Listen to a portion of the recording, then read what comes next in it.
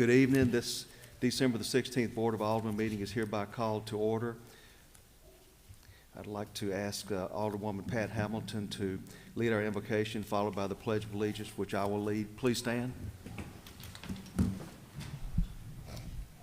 Please join me in prayer.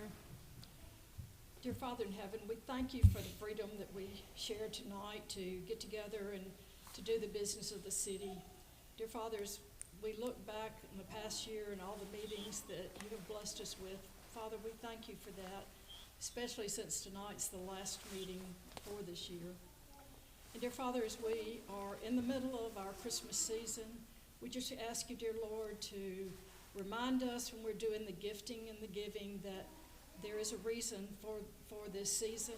And we pray, dear Father, that you will remind us of the greatest gift that we could ever receive in your Son, Jesus Christ. And now, dear Father, we ask you to guide us into this meeting, guide us as voters, that we will make decisions that are pleasing to you.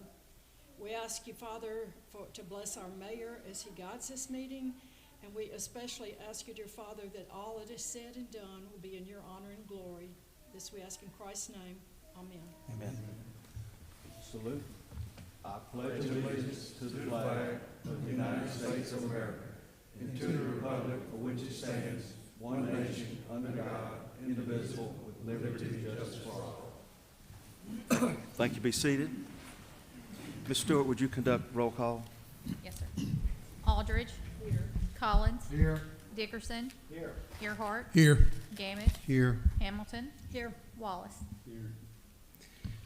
Thank you. All present. All present, so obviously a quorum is established. Just a reminder for the guest here tonight, or for all individuals here, this meeting is streamed live on the city's YouTube channel as well as archived for playback. And for those of us with microphones, it should be on the color green when we're speaking so that everyone can understand what we're communicating. Board, you have the regular minutes of December the 2nd. Any questions or comments or motions on those? Motion to approve. Ms. Hamilton, motion to approve. Is there a second? Second, Ms. Aldridge. Any discussion? All in favor? Aye. All opposed? Motion carries. Take one and pass it down. Pass it down. Just a couple of updates from the mayor's update. A couple of general updates. One, the first letter of the board that you have in your packet is from Governor Tate Reeves to Honorable Secretary of State Michael Watson.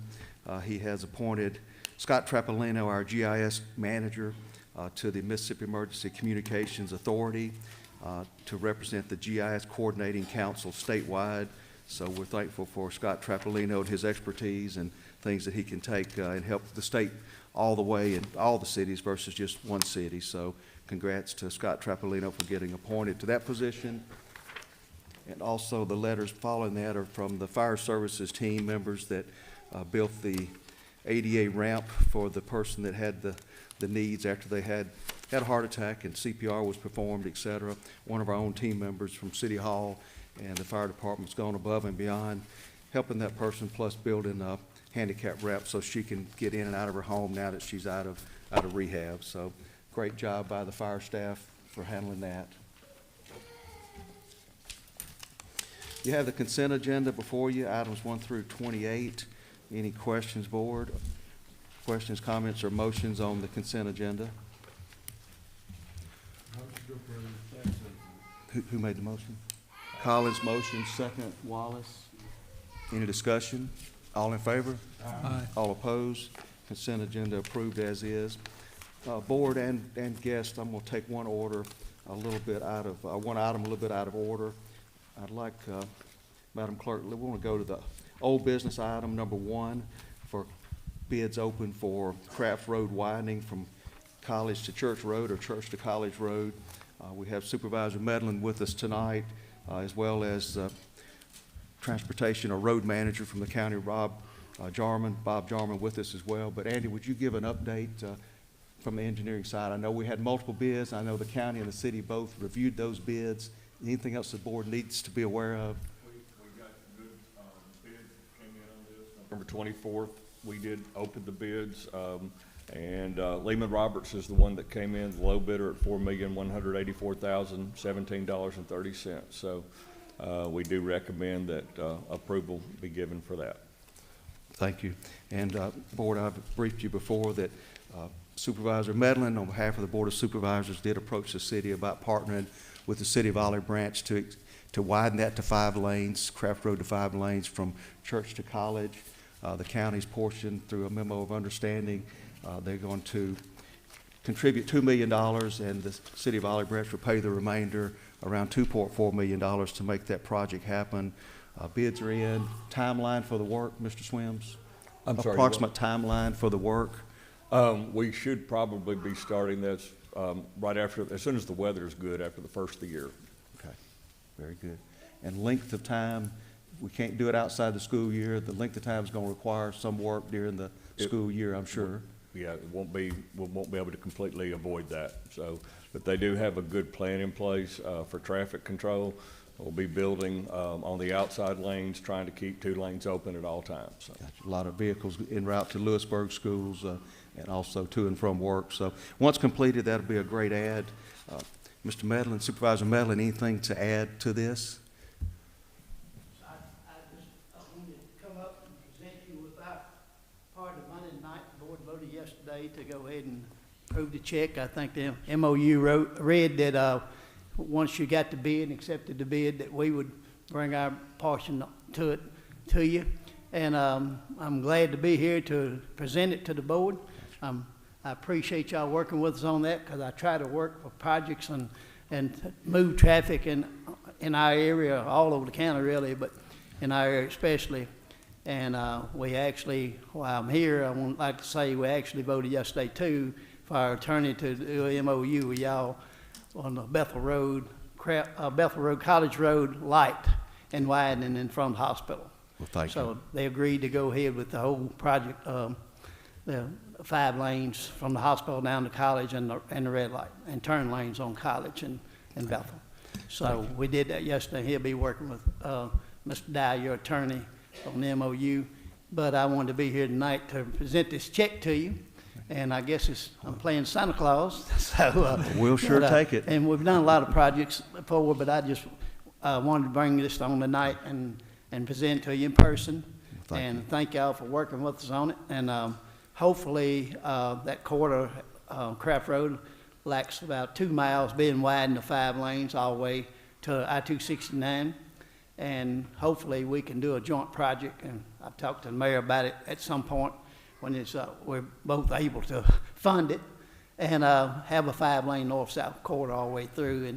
And what I talked to him about, if we could do a joint project and do the 2 miles together, it save us a lot of money. Yeah. So, and I think our board will be willing to do that at some point when, when the money's there for everybody, maybe in a year or so. So hopefully we can get something going on that. But I want to be here tonight to present this to you. Excellent. And thank y'all again for it, and y'all have a Merry Christmas. You too. Who would you Thank like me to give this to? I'll be honored to take that $2 million check. And that's your bodyguard with you there, Mr. Jarman. But I just wanted to be here to give it to you in person, and I have Robert John, the road manager here too, but he probably won't sit back out of line. He's a team photographer tonight. But that's good, he does a good job. Amen. Thank Board, y'all. anything to say? Thank you, sir. Yep. And it goes straight from me to Miss Stewart. I don't hold them very long. Thank you, Mr. Medlin. And I'll hold it for you. thank you. Board, you've seen the 3 quotes and the lowest and best bid that Mr. Swims has presented. We still need a motion and vote on the bids to go forward with that Craft Road widening project. So move.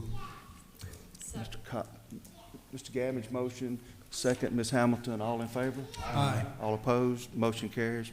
Thank you to the county. We look forward to partnering and knocking that out. And board, on the other project, that's next fiscal year. It would be, as Mr. Medlin said, to widen Bethel Road 5 lanes from the hospital to College and add a traffic signal at College and Bethel Road is what that would entail.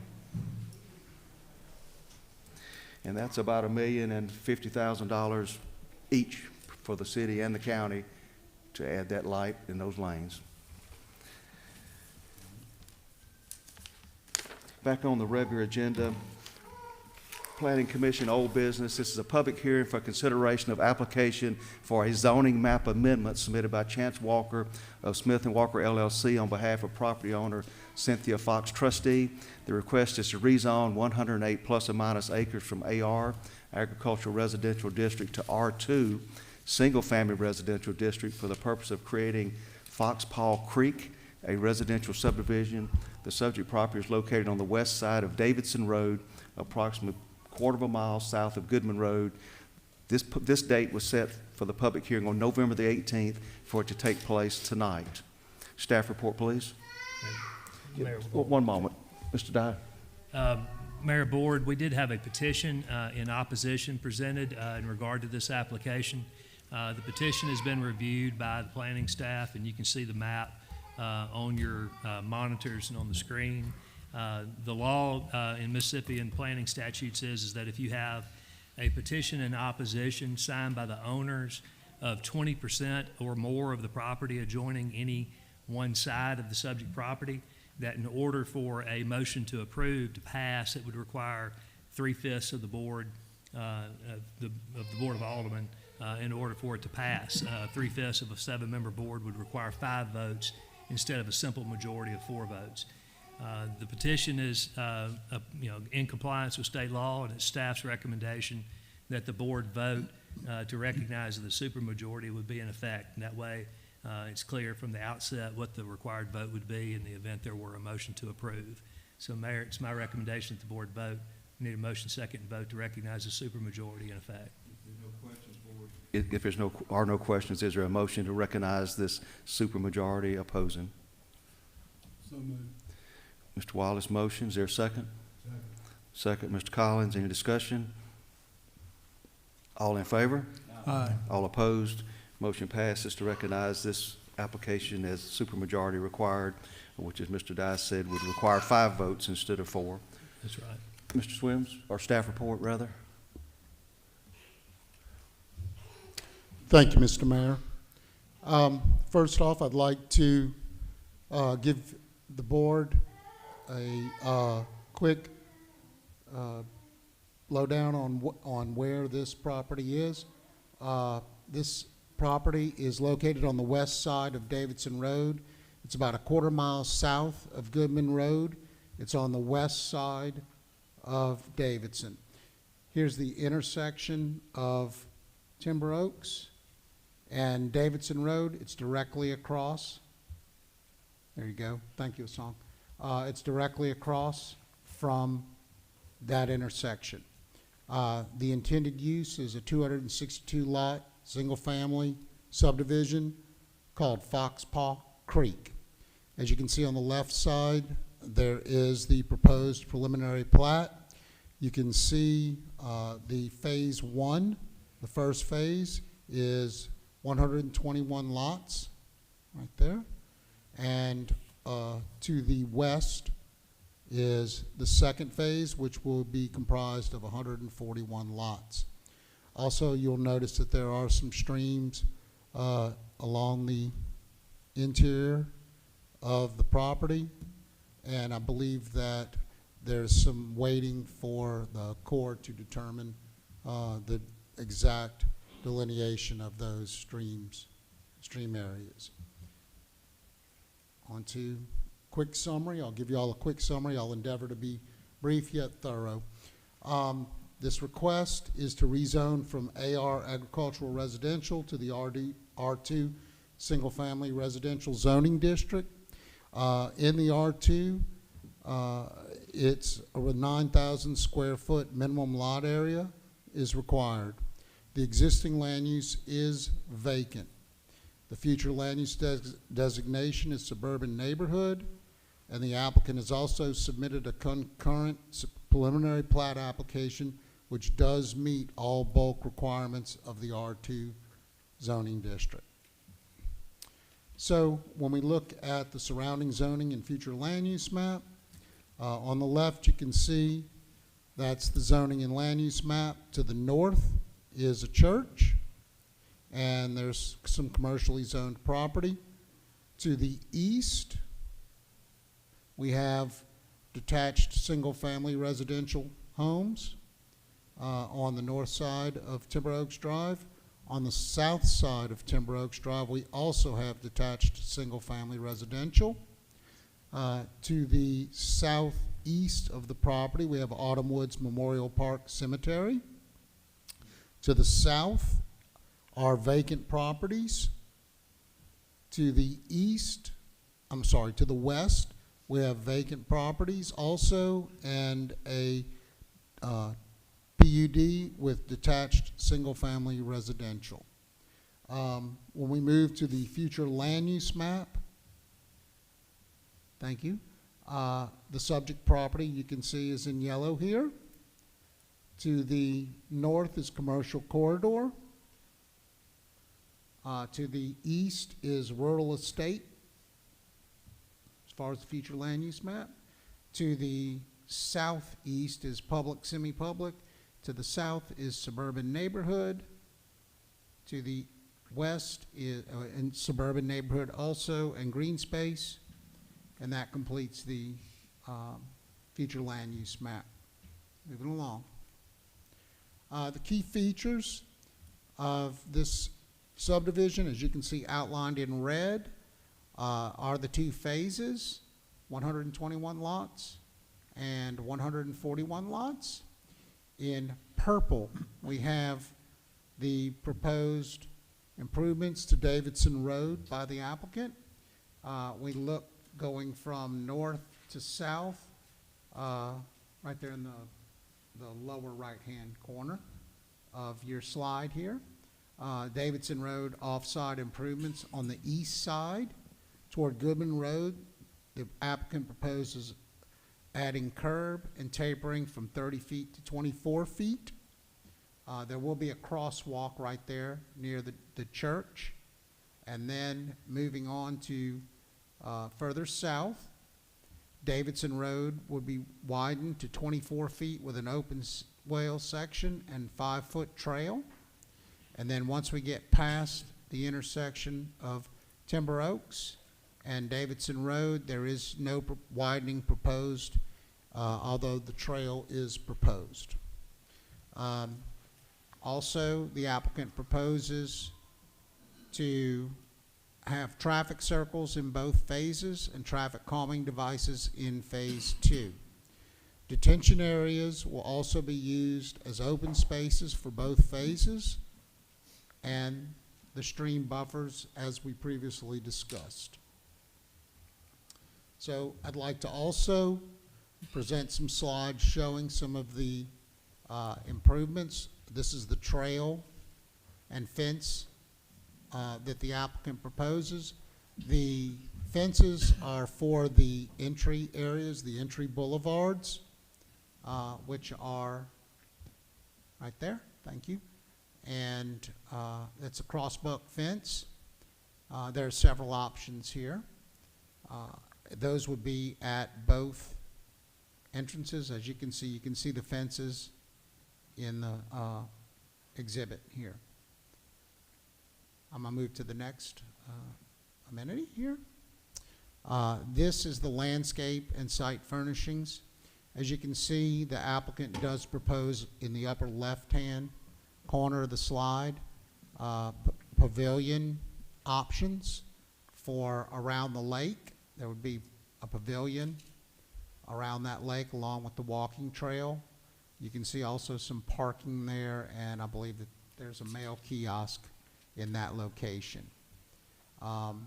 There's also a median entries for the entryways to the subdivision. There's two of them, as you can see. One's directly across from Timber Oaks, and the other one's more toward the northeast corner of the property. Okay, so the criteria which is used to evaluate a rezoning are listed below. the original, number one, the original zoning classification for the property was a mistake. The property was annexed into the city of Olive Branch in 1996 with an AR, agricultural residential zoning classification, and there's been no change to the zoning designation of the parcel since annexation. Number two, the character of the neighborhood is changed to such an extent to justify the proposed rezoning. That's the second criteria. The applicant contends that major changes to surrounding areas do justify the proposed rezoning, citing sewer extension into the area, Goodman Road improvements, lower density than Crumpler Place and Cherokee Trail subdivisions, and the city's Comprehensive Plan 2040, which recognizes changing character of the neighborhood and designating the subject property on the future land use map as suburban neighborhood. Other consideration is that while there are several subdivisions of subdivision character remote to the subject property, there are also others within 200 feet to 1.3, one-third of a mile, that have a rural estate land use character. Some of these subdivisions are more proximate to the subject property along Davidson Road than Crumpler Place and Cherokee Trails. As you can see on this graphic, we've detailed the subject property here in yellow. This property, let's see. There we, oh, sorry. In yellow, here's the subject property. The R2 minimum lot size is 0.21 acres, and the intended density is 2.43 developed units per acre. Moving to the east in green, we have larger lots that are usually 1.33 to 11.39 acres, and that density is 0.19. Moving further east, you can see that the density does start to increase. These are lots that are more distant from the subject property. We've got 1.0 to 2.84 acres, 0.62 developed units per acre. In red, 0.29 to 0.92 acres with a density of 1.91 developed units per acre. If we look to the west, we have Wedgewood with a area density of 1.59 developed units per acre. So number three, our third criteria for a rezoning change is a public need exists for the rezoning. The applicant's submission contends that Olive Branch has a shortage of housing units. A public need exists for the rezoning as it will facilitate the development of new single-family homes. The Planning Commission finding is the future land use map in the Comprehensive Plan 2040 does designate the property in its entirety as suburban neighborhood. Additionally, the R2 single-family residential zoning district generally aligns with the policies and land use character of suburban neighborhood. We also have transportation character. The transportation character of Davidson Road has not changed since annexation and has remained a rural street. The developer does propose widening Davidson Road to at least 24 feet wide with 2 drive lanes, which will include extending the curb, gutter, and sidewalks southward to the church entrance as earlier discussed. So we get to the recommended options. Option 1, affirm the unanimous Planning Commission 5-0 recommendation at its November 12, 2025 meeting to approve based upon a finding that the land use character of the broader area of the property has changed and that there is a public need for the rezoning reflected in the suburban neighborhood designation of the property within the Comprehensive Plan 2040. Option 2 would be to deny the requested zoning based upon a finding that the existing AR zoning of the property is not a mistake The land use character of the area along Davidson Road has remained rural over the years, and the R2 zoning district would permit developments of a greater density that would be misaligned with the character of existing developments along Davidson Road and its environs. Option 3 would be to remand to the Planning Commission with specific directives for the applicant's consideration. And option 4 would be other courses of action as the board deems proper. That concludes staff report. Thank you, Mr. Norman. Board, any questions on the staff report?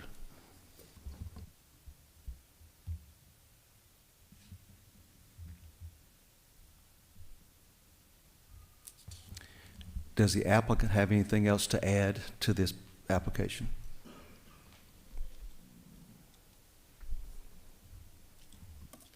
Yes, sir, thank you. My name is Jason Gambone. I'm the Director of Land Development for the Memphis region for Garden Street Communities. I live at 4749 West Petite Loop here in Olive Branch. I do have a couple of things that I do need to say here, and I do need to correct the record on a few items that Kevin talked about there with respect to the application tonight. Just to start off, I did want to explain who Garden Street Communities is. We are the lot developer for Adams Homes. For those of you who may not be familiar with Adams Homes, they are pretty active. They're headquartered in Pensacola, Florida, and very active throughout all of SEC country, basically building homes. As far as privately held home builders in the country, Adams Homes ranks about the 13th largest of privately held home building companies. They built literally tens of thousands of homes, been in business for well over 30 years throughout the Southeast. What they pretty much specialize in is one-story floor plans, with open floor plans, I should say, and they use high-quality building materials. The houses are brick. They use hardy plank siding on some of the remaining portions, use roof truss systems, which are stronger and hold up a little bit better as far as roof quality. So they sell to people essentially good value, good quality, and they try to keep the homes at prices that are attainable to people. With Foxpaw Creek, what we're trying to... What price ranges would these homes be, Mr. Gambone? Well, the homes would probably be in the neighborhood of $325 at the very lowest, up to probably $400,000. So, again, I'm not going to say that's affordable. It's probably not affordable, but at least it's somewhat attainable for people. Adams a lot of times will focus on the first-time home buyer, for those that might be a little more affluent, and oftentimes the move-up market, which frees up some houses sometimes that are less expensive for other people to enter the housing market. And oftentimes Adams has found that the product is popular with retirees, because although Adams does build two-story homes and the wide range of things, a lot of times retirees like the single-level floor plans. So really with Foxpaw Creek, one of the main goals of the project is to try to provide that attainable housing. We really think that we have designed a good subdivision here. It would need to be attractive for prospective customers of Adams Homes, and it would be something I think that the city could be very proud of. Adams is actually a large builder here in Olive Branch and has pulled a lot of permits, but they haven't done so in any subdivisions that were designed by Garden Street Communities. What they've done is they've bought lots from other developers and build in there. So this would be the first Garden Street Communities land development project that would be provided for Adams Homes, which is the sister company, so to speak. One thing I did want to point out with respect to this application too is we're talking about single-family home development. This really shouldn't raise as much controversy as it probably has. You have about 15,000 plus single-family homes here in Olive Branch. You've got dozens of single-family subdivisions across the city. And no disrespect to my colleagues that I met from the next application on your agenda, but this isn't anything like a convenience store, or it's not apartments, it's not a warehouse being built near a residential zone. It's just basically single-family homes in a single-family subdivision.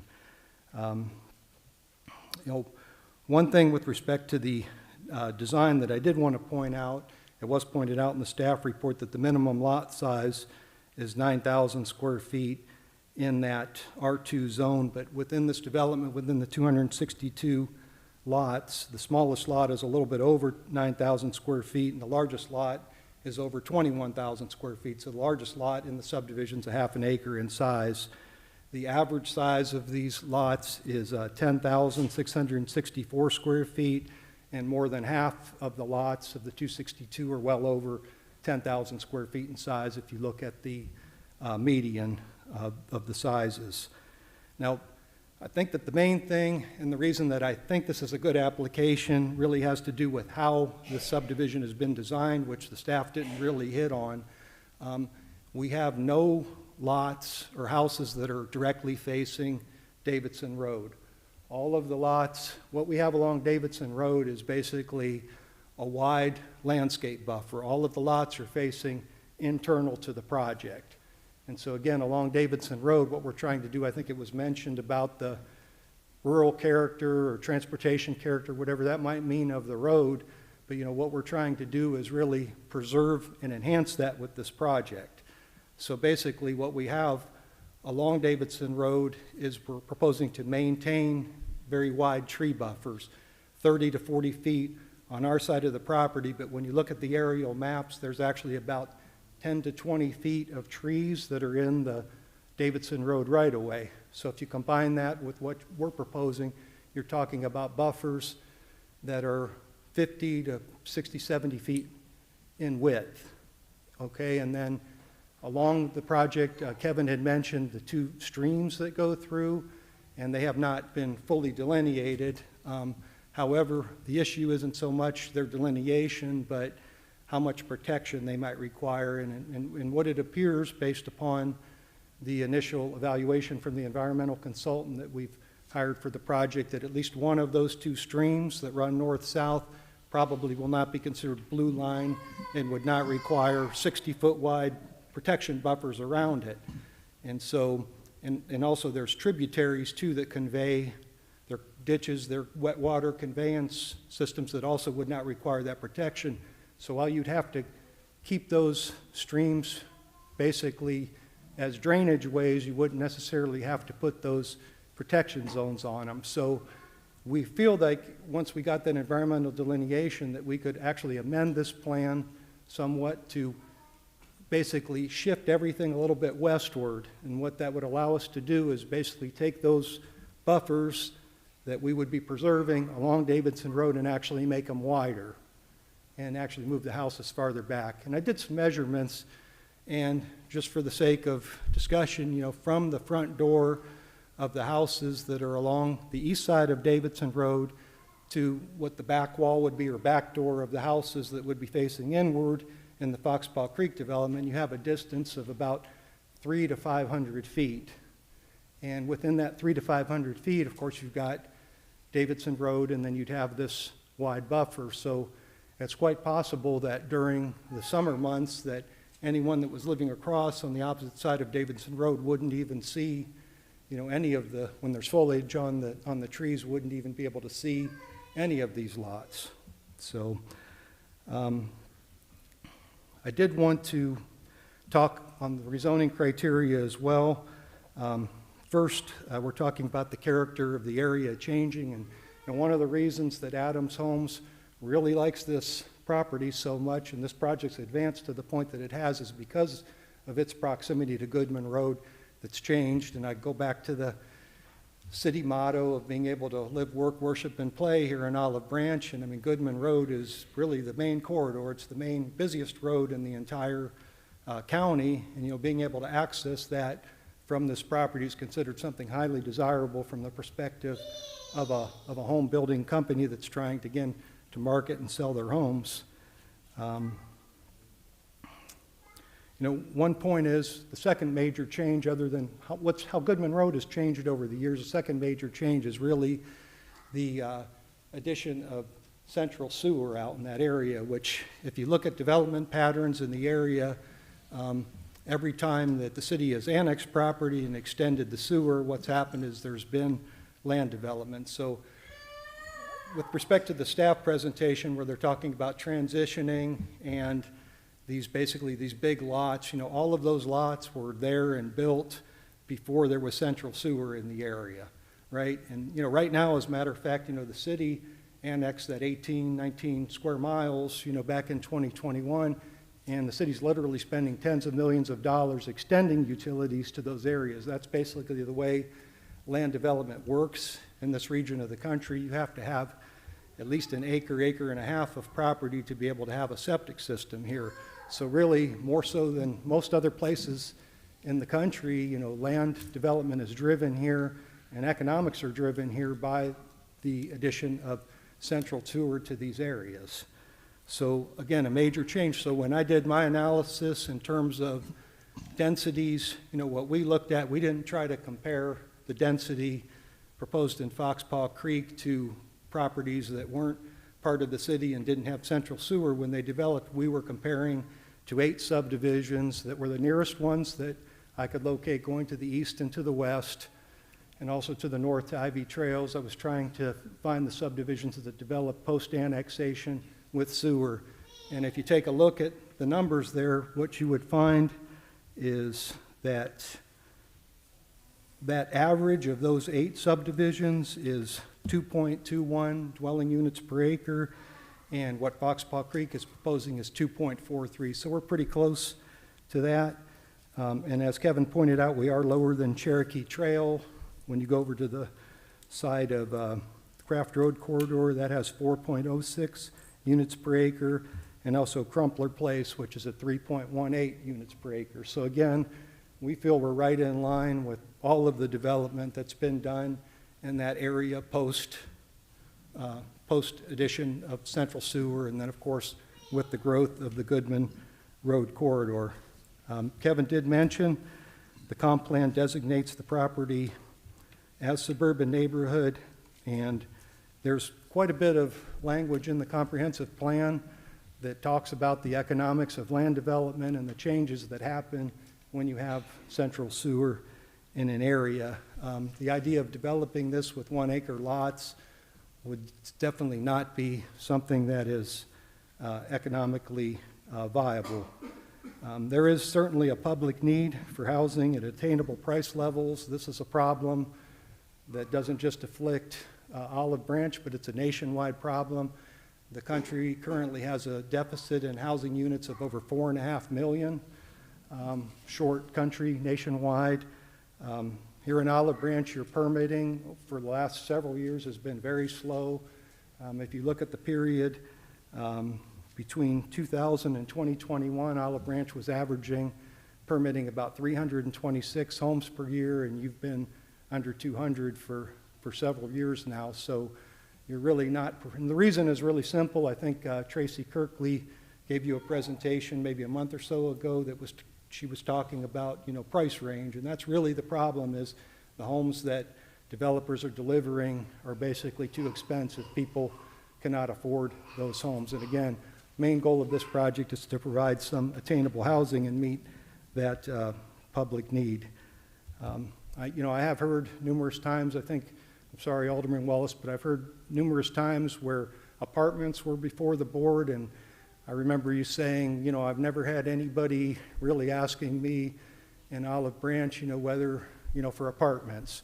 But I do suspect that you may have had people who have basically told you, look, my kids are, can't afford to basically buy a house and raise their children here in Olive Branch, and that's not good for a city. I think it's important for a city to offer housing stock for families.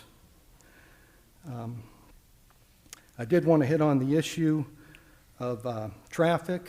I did provide you with a traffic study that was done prior to the city's planning commission meeting, and it shows that there is not a traffic problem being generated from this development. One thing I think to keep in mind is that we have 2 entrances along Davidson Road, and most of the traffic that would be generated by this development is going to be in the segment between our northernmost entrance and Goodman Road. So over that quarter-mile segment, this traffic would not be passing by anybody's house. So zero impact for most of the traffic from this project. You do have, there are 5 commercially zoned lots that are to the north of this project, north of New Jeremiah Baptist Church on both sides of the road. And, you know, just to give you some indication, if those lots were to develop with medical or dental offices, the amount of traffic that would be generated would be much more than what would be generated from this single-family development. And if only 2 of those lots were to be developed with fast food restaurants, you would blow away the amount of traffic on Davidson Road that would be generated versus this single-family development. I did provide a couple of you with some information about traffic on Timber Oaks, you know, as an example. And in that traffic study, it shows that at project build-out that wouldn't occur until 2029, when you had those homes, that you would only be looking at basically 1 additional trip every 5 minutes on Timber Oaks Drive in the peak hour, the very, very busiest hour of the day, whether it was AM or PM. And in the strip of Davidson Road between our 2 entrances, you'd basically be looking at maybe 1 additional trip every minute and a half between those 2 entrances, and that would pass by 2 residents. So I do think we have to put traffic into perspective here, because if those commercially designated lots would develop, it's a lot more traffic generation than would be coming from this single-family project. I did want to also correct a little bit what Kevin said about what this project would be doing along the Davidson Road right-of-way. Right now, you're in a situation where you have a substandard Davidson Road out there. You've got, in some cases, 18 feet of pavement. Sometimes it widens out to a little bit over 20 feet in pavement, but that is considered to be substandard. So, you know, what we would be proposing to do as part of this project is along the entire frontage of our project, we would be widening out that road from currently 20 feet all the way up to 24 feet, so adding 4 foot wide of pavement. And that would include the segment that's south of our project entrance to the south to the cemetery, where we're not even adding a single trip on the roadway. North of our project entrance, it would be widened out to 30 feet, and we would be extending that pavement all the way up to where it currently is 30 feet, which is where it currently cuts off where the sidewalk is. I did want to point out, too, from the perspective of the, I don't think the baby likes my presentation, sorry, but I think the sidewalk section, we would be starting with the sidewalk section on the east side of Davidson Road, where it currently cuts off, going down about 400 feet, crossing over at the new Jeremiah Church entrance, and then extending a rural trail along the full frontage of our project. So basically, that is 3/4 of a mile of improved roadway, widened out roadway from 24 to 30 feet, and also a pedestrian system. You currently have nothing out there, so it would be a pedestrian system where you had a rural trail, and then you would be crossing over the street, and you would have curb gutter and sidewalk on the other side. So it's an extensive amount of improvements to Davidson Road that would correct an existing deficiency that the city of Olive Branch has, and it would be something I think that would be very valuable for public safety. Just to conclude, I did want to mention a few things. What you currently have on this property is something that's generating little to no taxes for the city. In the post-development condition, based on 262 houses assessed at a value of $300,000, it would generate about $850,000 a year in property taxes, and then you would have about 650 new residents of this subdivision, and they would be out patronizing the businesses along Goodman Road, spending money in Olive Branch, and that would result in a substantial amount of sales tax revenues that would come to you on an annual basis. Again, I hit on it earlier, high housing costs have made Olive Branch unaffordable based on current income levels. Right now in the city, you are freezing out young families, you're stifling the move-up market. Again, these houses are not necessarily going to be affordable, but they would be attainable for young families and provide for move-ups and one-story product for retirees. I mentioned the substandard road widths on Davidson Road that would be corrected. That's done at the developer's expense. It's correcting an existing city problem that's dangerous. You currently have no pedestrian facilities. We're talking about a full connection all the way up, so someone could have pedestrian facilities all the way to Goodman Road. And in addition, within the development itself, with the trails, curb gutter, and sidewalks, you'd have about 5 miles of walking area within the development itself. I would say too, when you go to, and this really, that trail system and the sidewalk system provides a good opportunity. I mean, if you go to cities like Collierville or Germantown, I mean, those residents have pedestrian facilities that they can use, and you actually have an opportunity here. If you look at the map, you could expand your trail system with minimal effort to be able to get over and get it over to Craft Road, maybe near your new Votex Center. I think it's a great opportunity for the city as well. Right now I went out there, to knock on some doors back in October along that right-of-way, and I got out of the car, and the grass was high. Your Public Works Department can only go out there and bush hog it every once in a while. There was trash and litter. In the post-development condition, you have it nice cleaned up with some preserved landscaping, some supplemental landscaping, and you'd have the homeowners association that would be maintaining that area all along the property frontage. So I think in a post-development condition, it would look and function much, much better, address some of the current problems you have across the board here in the city. And I'd be happy to answer any questions you might have. Thank you, Mr. Gambon. Board, any questions of the applicant? Mr. Gambon, what size, house size is square footage? Well, we had proposed that we would have a minimum of 2,000 living square feet. In our original proposal, we said that it would be good, and this isn't a deal killer for us, but we had said that we would possibly like to hold out 50 lots of the 262 to be able to do something smaller than 2,000. There's a house plan that I saw that's 1,900 square feet that I think Adams would think would be marketable in the subdivision. So basically, but 2,000 would be the minimum. In the second item, I actually did a projection of worked with Adams to come up with a projection of what we thought the house sizes would be, and I had, I think, 35%, took out the 20% for the ones that would be slightly less than 2,000, projected out that 35% of the homes, or about 92, would be between 2,000 and 2,300 living square feet. We would have another 35% between 2,300 living square feet up to 2,600 living square feet, and then another 10% that would be the most expensive homes that would be over, the 2,600 living square feet. So, a builder, the way building works is the builder is going to build the largest house that they can possibly build there because it means the most, profit margin. So if all of the homes could be, 3,000 square feet, I'm sure Adams will make all of the homes 3,000 square feet. Do you know how many different floor plans are planned for this subdivision? Well, we haven't gone through the extensive list. I would estimate probably 10. I gave examples of, I think, 5 or 6 of them to the staff.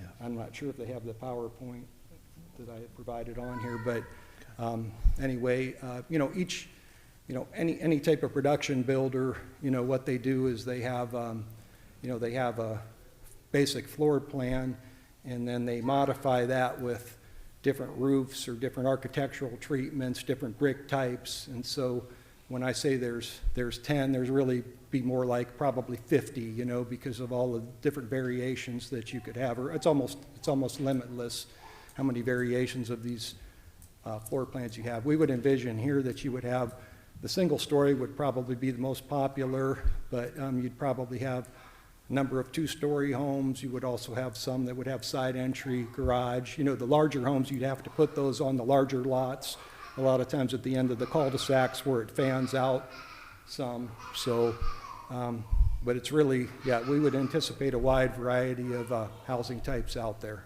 Gotcha. Thank you. Board, any additional questions? You said brick. Did you say 70%, or did you say? Well, I think, the brick would be probably could be a greater percentage. You know, it depends sometimes on whether you have a hip or a gabled roof. A lot of times if you have a gable roof, you would put hardy plank above the brick, and then, you know, the hardy plank's a high-quality cementous type of material that lasts long, but, you know, you paint that different colors and you have some slightly different treatments of that hardy plank that could show up there. So I would say most of the homes would be probably higher than 70%. Mayor, if I could, just a reminder to the board, there are actually 2 items on the agenda tonight related to this development. You have the item that is before you at this time, which is the zoning, and the request is to zone this to one of our conventional or straight zoning districts. It's a request to zone to R2, which again is a condition, or a conventional zoning district. The minimum lot size, I believe, is 9,000 square foot minimum lot size in R2. Now, questions, and it's appropriate to talk about all the design elements of this at one time. And so at some point, the issues start to get commingled. But things like square footage of houses or brick content or any of those design element features would really be more appropriate for, in terms of board's consideration, when you get down to an actual vote. Those items would come up at the plat stage, which is an item on Planning Commission new business, I believe it's 2. And that item would be reached, of course, if the property were rezoned. If the property's not rezoned, we wouldn't reach that agenda item necessarily. But just want to mention that just for the board's sake. Procedurally, you have 2 items in front of you, a rezoning application and a plat application, preliminary plat. And items like, or issues like square footage or brick content or issues of fencing and other aesthetic issues are not really appropriate for the rezoning aspect of this. One point to follow up with Mr. Dye was saying is that from a land development perspective, it's important to emphasize that buffer, you know, is really a key design element. Rather than fronting lots, whether they're large or small or whatever, along Davidson Road, transitioning from those larger lots with that wide buffer is really a key design element. And I do think it does speak directly to the rezoning and the plan that we have provided. So I do think some of the details about the houses and all of that, Mr. Dye is correct, but I do want to point out that, again, that buffer transition is very important part of our overall design. Thank you, Mr. Kimball. Board, any additional questions before public comments? Mr. Mayor, with all due respect, I could barely hear Chase with the child this close. I think it's Ohio State fan pulling for Jason's team that's already lost. Yeah. But Like I said, I don't think he likes my presentation. I think he's going to calm down. Thank you. Okay. Any additional questions, board? Hey, about the widening of, I noticed the zoning, but I want to talk about, you know, the road. All Yes, right. sir. Earlier, you put up a picture of split rail fence. Was that around what was that around? Was that? That was around the 2 project entrances. So, you know, you'll be able to see, you know, when you're driving down Davidson Road, you'll be able to see into the Timber Oaks entrance, you know, which will be nicely All the landscaped. way down the road? What's that? It wasn't proposed down the road? No, sir, really at the entrances. Now, at the other entrance, at the north entrance, we have an existing lake that's up there that we would be reshaping and then amenitizing. It could be, I mean, I think it would look great personally. You know, and again, Garden Street has an interest in doing that because, again, it's supposed to be there to attract potential customers. I think as far as the road widening, I'm going off-site north about 700 feet, and the city required curb, gutter, and sidewalk on that subdivision where, you know, the car wash and the advanced auto parts and, you know, that stuff is. And right now you have curb, gutter, and sidewalk, and it cuts off at a certain point. So we'd be starting there on the east side of the road, and we'd be widening. It's 30 feet wide at that point. We'd be taking that down from 30 feet and extending that pavement down 700 feet on the east side of the road. And we'd be extending that curb, gutter, and sidewalk about 435 feet. So it'd be kind of like here, the triangle would kind of go down to a point on the east side of the road. And then on the other side of the road, just south of the new Jeremiah Church entrance, we'd be picking up that widening on the west side along our side of the road. And we'd start at a small taper, and then widen out to 30 feet at our north project entrance. So we'd be adding a lot of pavement along there, and then we'd continue widening out Davidson Road for 24 feet along the whole frontage of the property. It's a considerable amount of off-site improvements, but again, you'd have a complete trail system connecting across the street up, connecting to that sidewalk, so you could walk from the cemetery. North of the church, you're not gonna curb and gutter it though. You're just No. gonna widen the road, right? We'd widen the road, but we'd also have the trail. So you'd be able to walk from the cemetery all the way up to Goodman Road, and you'd have a complete pedestrian system. Yeah, you'd have to cross the street over it in front of the new Jeremiah entrance, but you'd have a complete trail system, and you'd have a widened roadway, which again, I'd reiterate, that is currently a substandard road. It's probably a dangerous condition, and anybody walking out there, it would not be prudent to do that because, it's dangerous. There's just not enough width out there of the lanes. Additional questions? Thank you, Mr. Gambone. We'll call you back up as needed. This is a public hearing item. If you're here and you're in favor of, you're a proponent of this application, come forward. If you're a proponent and you wish to speak on behalf, you desire this application to go forward, come forward at this time. Seeing none, if you're in opposition, you're an opponent of this application, come forward, and I ask you to give the clerk your name and home address, and ask you to limit to 3 to 4 minutes, and fill out the little blue card. There's a comment card, information card on the furniture or the desk between me and you. If you'll fill that out with your name and address, so the clerk will have a record of who spoke. If you want to speak in opposition of this application, come forward now.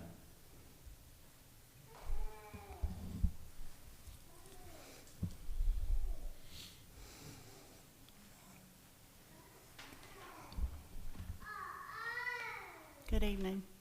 My name is Bernice Morgan. I live at 6328 Timber Oaks Drive.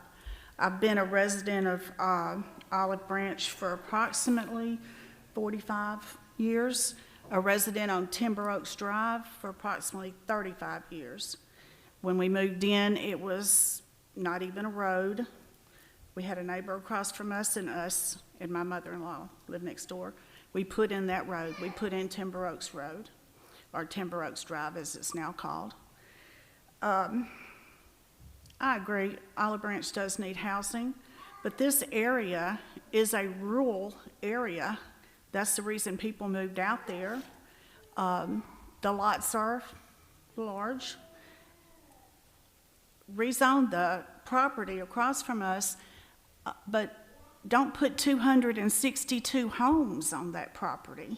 I mean, you're just bombarding us with people. There's going to be 2 entrance exits coming out of that subdivision, and they're going to feed onto Davidson Road. One of them's going to feed onto Timber Oaks, which is where I live. Right now, our street, or drive, road, whatever you want to call it, it's no longer a neighborhood road. We have 2 subdivisions that are to the east of us that use Davidson Road to come down and exit the subdivision by using Davidson to get down to Goodman Road because of the red light, which thank you God for putting that red light in. But we have a lot of traffic on Timber Oaks due to that fact. If you add 262 more homes, which I've been told by somebody that does traffic, whatever, there's usually 9 trips from a home daily. 262 homes and 9 trips added daily is over 2,000 entrance exits onto Davidson Road and then onto Goodman Road or up Timber Oaks. There's no other way to go. Davidson Road is dead-ended. You're going to have to go out Davidson to Goodman, or you're going to have to come up Timber Oaks, which is my street. So you're just bombarding us with all that traffic. You're going to widen the road. You're going to have to widen the road because of all the cars that are going to come through it. Olive Branch is the largest county in DeSoto County. For the past 5 years, from what I saw on the internet, the growth of DeSoto County, over half of it has been Olive Branch. So we're growing by leaps and bounds. Do we need 262 homes in a residential area that's kind of a rural area and supposed to be a rural area? There's got to be other place to put it. We did a petition in our area for the people that are going to be 100% affected, the people that front Davidson Road, and we have the majority. We've presented it. We didn't get people on Timber Oaks because we were told that that was not needed, but the majority, or almost everyone on Timber Oaks, would also sign that petition to stop this. The number of homes, the size of the homes, the size of the lots is what I'm directly in non-favor of, along with the traffic and the safety and the other potentials, the crime, all that's coming into the neighborhood. I came to Olive Branch because it was a rural area, safe area, wonderful schools. Our schools are tapped out right now. I checked on all of them in the surrounding area. Pleasant Hill Elementary, DeSoto Central, all of them are at capacity. 262 homes in that area. What are they going to do with all those children? It's just not the right place to put it at this time. Thank you. Thank you. Ma'am, if you'll do that blue card, ma'am, if you'll do one of those blue cards on the countertop there and give it to the clerk, please. Next person to speak in opposition, come forward. You're opposed to this application. You'd like to speak in opposition, come forward. Mr. Pulley, will you come forward?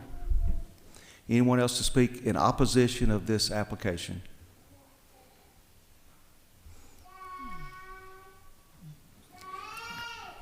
Come all the way up.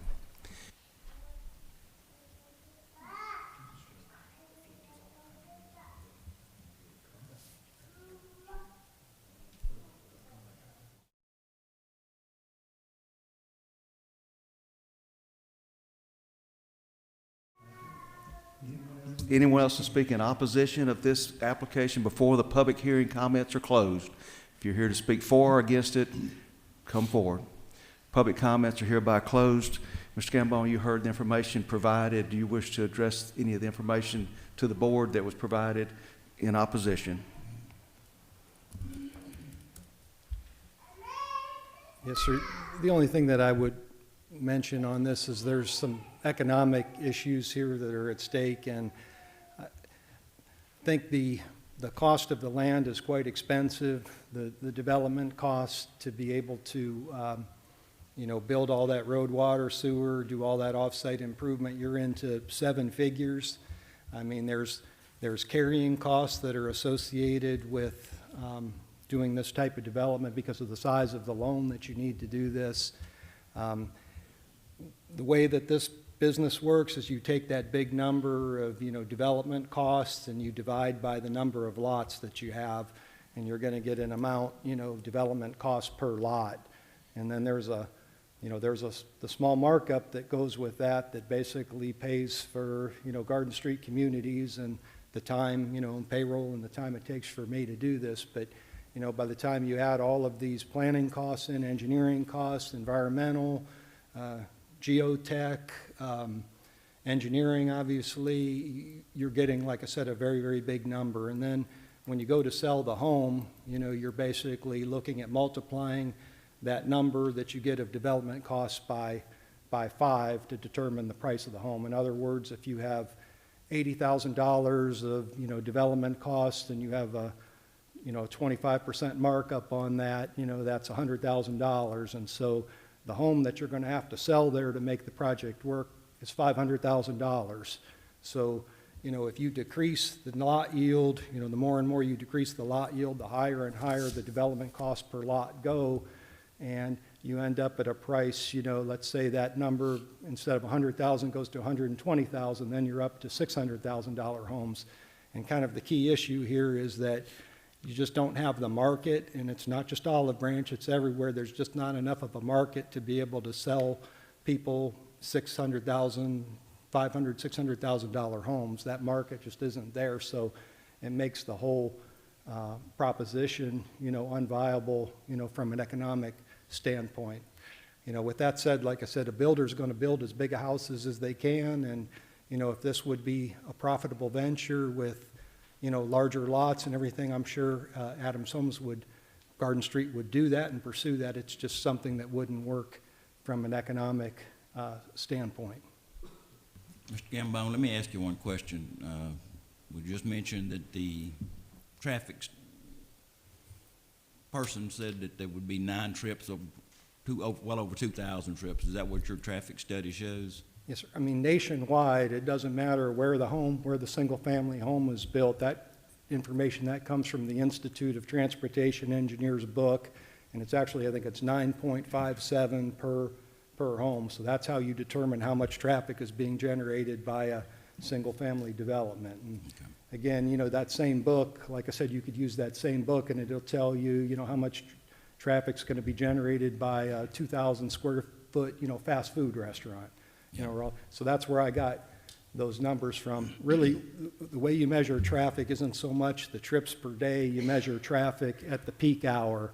So the resident had mentioned Timber Oaks, so I had provided information to the board about how much traffic would be on Timber Oaks. And so in both the AM and PM peak hour, this project would generate 1 additional trip every 5 minutes during the busiest hour of the day in front of any house that's along Timber Oaks. That's just an example. But again, most of our traffic is going on that segment that's not going by anybody's house that's north of the project entrance to Goodman Road.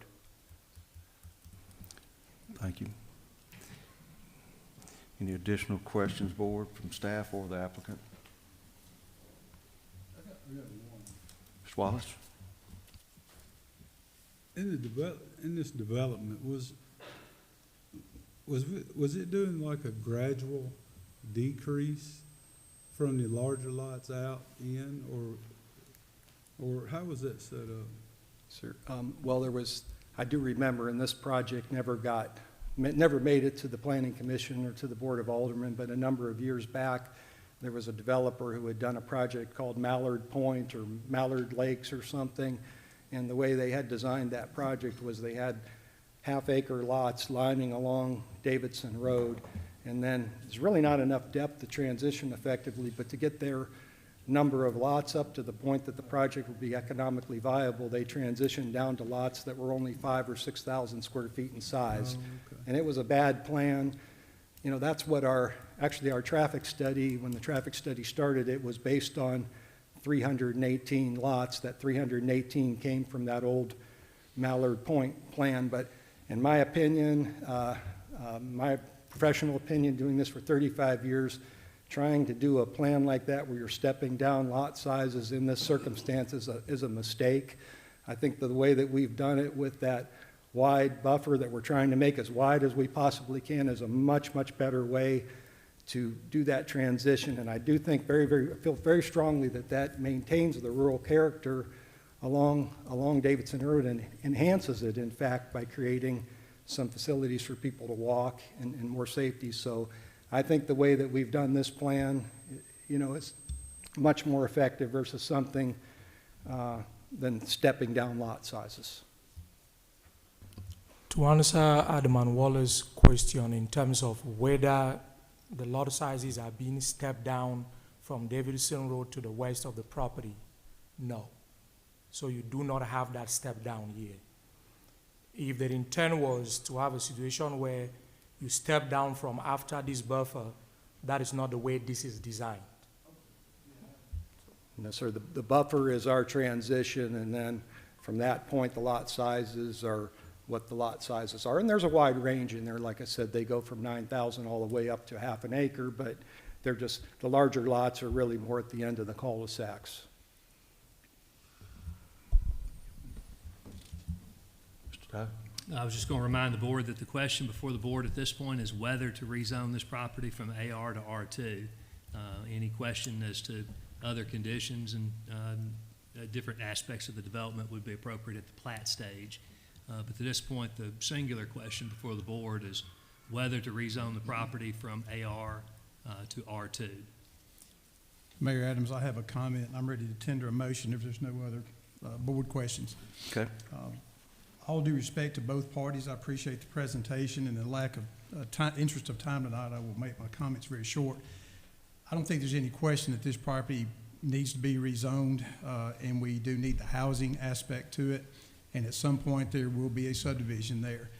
However, I've looked at this 3 or 4 times. I've been courted by both sides of the issue, and I'm not convinced that R2 is exactly what we need in that area. So my motion is to remand it back to the Planning Commission to an R3 planned subdivision. That would be my motion. And Mr. Dye, if I need specific directives, I have them available, or if it passes, I can give those to staff later. Oh, well, Mayor, that's a sufficient motion. It would be to remand to the Planning Commission with the directive to work on an R3 application as opposed to the current R2. And that supermajority does not attach to that remanded. That's correct. The only time that a supermajority be in effect tonight is if you had a motion to approve the R2 zoning. So this motion to pass would only require a simple majority. Okay.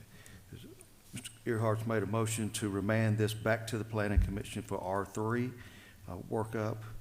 Is there a second?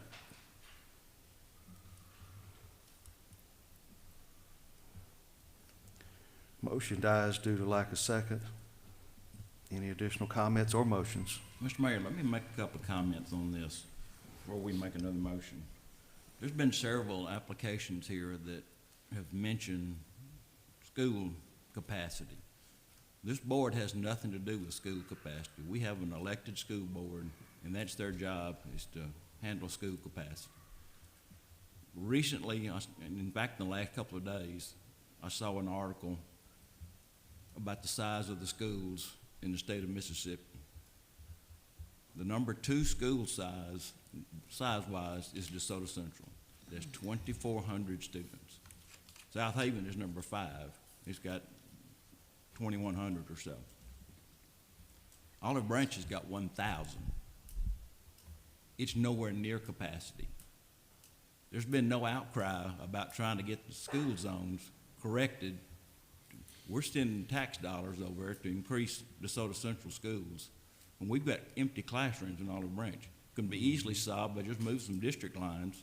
You wouldn't have to hire any more teachers. You got the same number of students. Those teachers can just move over to Olive Branch and start teaching. The middle school is the same scenario. They're nowhere near capacity over there. So that's not a consideration for me tonight, or any of these other applications that come up when you mention capacity of schools. Thank you. Petition tonight, there's something in that petition in my emails that I got that was disturbing. The crime that we're inviting, that we're going to need the National Guard, that's ridiculous. We're not going to invite these people in. They're going to be murderers, car thieves, dope dealers, carjackings, whatever. That's not who we're coming in. If you're looking because of the size of the house, who those people are, Alderman Wallace, Alderman Aldridge, me, we all live in houses that are smaller than what they're going to build here. We're not criminals. My neighbors are not criminals. David's neighbor is not a criminal. He's former Mayor Sam Rackard. One of the people that spoke at the Planning Commission said this couldn't happen because there's a bunch of police cars always in here for the crime. Well, he's right. We do have a lot of police cars in my neighborhood. It's because they live there. The officer of the year for Olive Branch Police Department lives in my neighborhood, 1 street over from me. We got about 4 policemen that have lived or either living in Olive Branch right now that are serving on the Olive Branch Police Department. We've got a police officer from Horn Lake in my neighborhood. We've got one from South Haven. Up until recently, I had a highway patrol living in there. Our neighbors aren't criminals. We have ministers. We have teachers, firemen. We have great citizens. We have a lot of empty nesters over there that have moved here from Memphis or retirees that are living in a safe neighborhood. I've got a disabled veteran just moved in across from me not too long ago. He's riding in his motorized wheelchair, and he's thankful as he can be. He has moved into a safe neighborhood, and we're going to say that because of these houses of this size that we're going to need the National Guard in here? That's ridiculous. I'm sorry, if that upsets somebody, it just has to upset somebody, because I don't feel like my neighbors, you've taken a broad brush and painted everybody in a small house as criminals. That's not right. And I'm gonna tell you, I have no problem with this presentation just as presented. They're gonna widen the road, they're gonna put curb and gutter in. I think this is recent numbers I saw from Tracy Kirkley. Jason, you mentioned the presentation, you mentioned us. The house sales, the sweet spot's around $350,000. These are year-to-date numbers from Tracy as of 12/13 of this year. Been 753 homes sold in Olive Branch. The average sale price is right at $380,000. There's 79 pending sales right now. The average price is $379,200. There's 249 active listings for an average price of almost $424,000. Big gap there. The affordability is in that sweet spot of around the 350, a little bit less, a little bit more. That's what this is offering. And I can't tell you how many, David has mentioned that nobody comes in and asks for apartments. I can't tell you how many people have come to me and said, we need affordable housing for our kids and our grandkids to stay in Olive Branch and raise a family. This application does that, and I have no problem supporting it tonight. Thank you. Thank you. Any additional comments or motions? If there's no other comments, I'm gonna make a motion to approve it as is presented by the Planning Commission, based on the land use character has changed, and there's a public need for this rezoning. Motion on this application. Do I hear a second? Mr. Wallace, second. Mayor, will you please repeat the motion? The motion is to approve it as is, if I understood right. Dickerson motion, second by Wallace. Any comments? Ms. Stewart, would you conduct a roll call vote? Yes, sir. Aldridge, Yes. Collins, Yes. Dickerson, Yes. Earhart, Nay. Gamage, Yes. Hamilton, No. Wallace, Yes.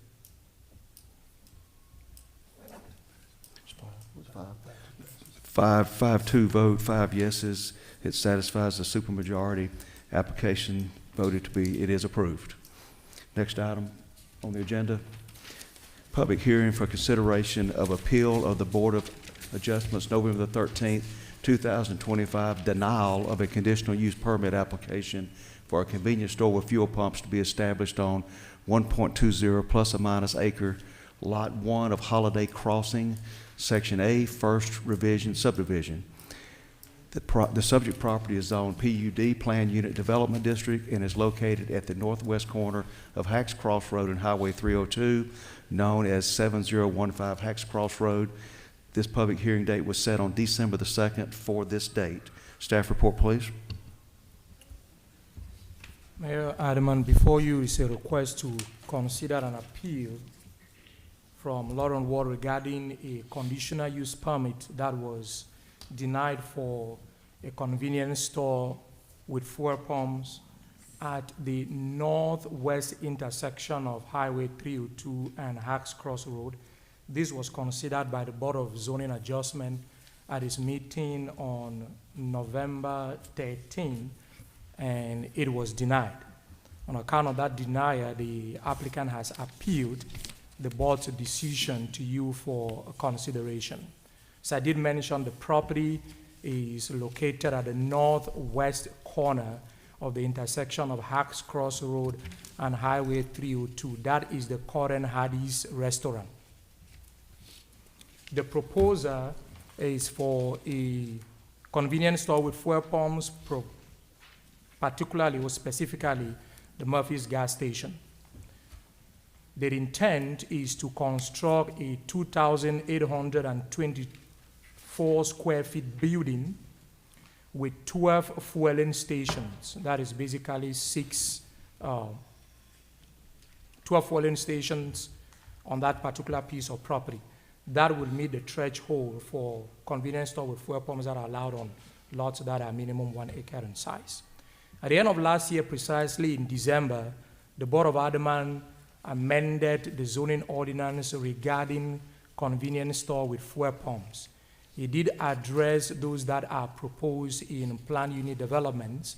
This piece of property is a PUD, the Holiday Crossing PUD, and that particular amendment required that convenience stores with fuel pumps shall be subject to a conditional use permit.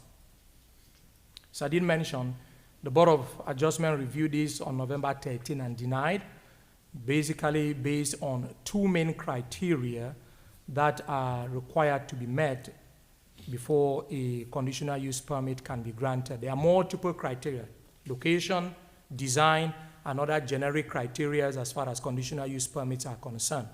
The Board of Zoning Adjustment found that two of those criteria were not met, namely the character of the area. The site plan that was before the board created an outlier setback from Goodman Road that did not align with the character of other commercial uses in the area. And the Board of Adjustment also found that the proposed convenience store with fuel pumps will pose significant issues regarding traffic congestion and other hazards at that particular intersection. The burden of proof, I should stress, regarding the satisfaction of each and all of these criteria is on the applicant. Regarding the specific locational and design criteria, the conditions are met. Basically, all of them are met in terms of the size. The lot size has to be minimum 1 acre. This lot size is 1.2. It has to be at a signalized intersection. Hacks Cross Goodman Road is signalized. No more than 2 of those gas stations are permitted at such intersection. If this is approved, though, currently there is no gas station at this intersection. If this were approved, there will be only one. So the location criteria basically is met. The last condition has to do with being on a truck route. That applies to things like truck stop. This will not be a truck stop. With regard to the design criteria, all the design criteria were met. The site plan that was before the Board of Zoning Adjustment was this rotated design in which the canopy does not face the public street, Goodman Road or Hacks Cross Road or Goodman Road. It faces the interior. In other words, it is not located between the front facade of the building and the public street. The applicant has submitted to you a different site plan for consideration tonight, one of the two. The original site plan, which would be, you have the gas canopy located between the front facade of the building and Hacks Cross Road. The design criteria that the board adopted in December of last year specified that the canopy shall not be located between the front facade of the building and a public street. The Board of Zoning Adjustment, however, had the authority to waive that requirement if the applicant can prove that by rotating the building or not placing the canopy between the front facade of the building and the public street, that will lead to significant circulation problems on site, and it will place that canopy closer to the residential area, and as such have a negative impact on residential property. The applicant has requested a waiver of that design requirement, which will essentially be to allow the gas canopy to be located between the front facade of the building and the public street, contrary to what the code prefers, or what the city preferred in that particular regulation. With regard to general conditions, with the use of taxed public utilities or community services, those utilities are present, they will have no impact. With the use substantially diminish or impair property values, properties in this vicinity are essentially commercial in nature. The board didn't find that this will have any negative impact on property values. With the use comply with the recommendation of the comprehensive plan. The comprehensive plan identifies this property as commercial corridor. There are multiple gas stations in the city that are in commercial corridors. So this will essentially comply with the recommendation of the comprehensive plan. Where the board began to find issues, or as proposed before you, I should stress that this element of the waiver of design, the design waiver, was not considered by the Board of Zoning Adjustment. So this was not before the Board of Zoning Adjustment. It's a new request that has been made to you. So the Board of Zoning Adjustment did not act on this particular issue. As I did mention, the applicant has requested a waiver to allow the gas canopy to be located between the front facade of the building and the public street, which will be Hacks Cross Road. The zoning ordinance, city policies prefer this design in which the canopy is not located between the front facade of the building and a public street. The applicant submits 4 main reasons for requesting this waiver. It mentions that the BZA discussed a possible reduction of dry ice from 30 feet to 25 feet. What the zoning code requires as drive ice when you have 90 degrees parking is 25 feet. If you meet 25 feet, that is safe. All other gas stations, I've measured them, the ones that we have under construction, others that have been approved, constructed in the city is 25 feet, it's okay. And those have not posed any safety problems in the city. The initial site plan included a 415-foot distance between the edge of the canopy and the nearest residential. The rotated design, that would be reduced to 363 feet. The original site plan is more consistent with the overall appearance of C-stores with fuel pumps in the immediate area. And in February 2025, the BZA approved an exemption allowing one other gas station at the intersection of Polk and Goodman Road to be so rotated to maintain this design. That was for the truck stop. Reviewing those 4 arguments that have been submitted by the applicant, with regard to the third argument, that the original site plan is more consistent with the overall appearance of C-stores with fuel pumps in the immediate area. It is true that we have convenience store with fuel pumps in that area and across the city, where you have the canopy in the front of the building. However, all of those ones are legal non-conforming. They are basically grandfathered. They predate those regulations. When we are reviewing new applications, the purpose is to move forward, not to go backward and maintain everything that we had in the past. If the goal of the city was to maintain what we had in the past, then there was no point adopting that regulation in the first place.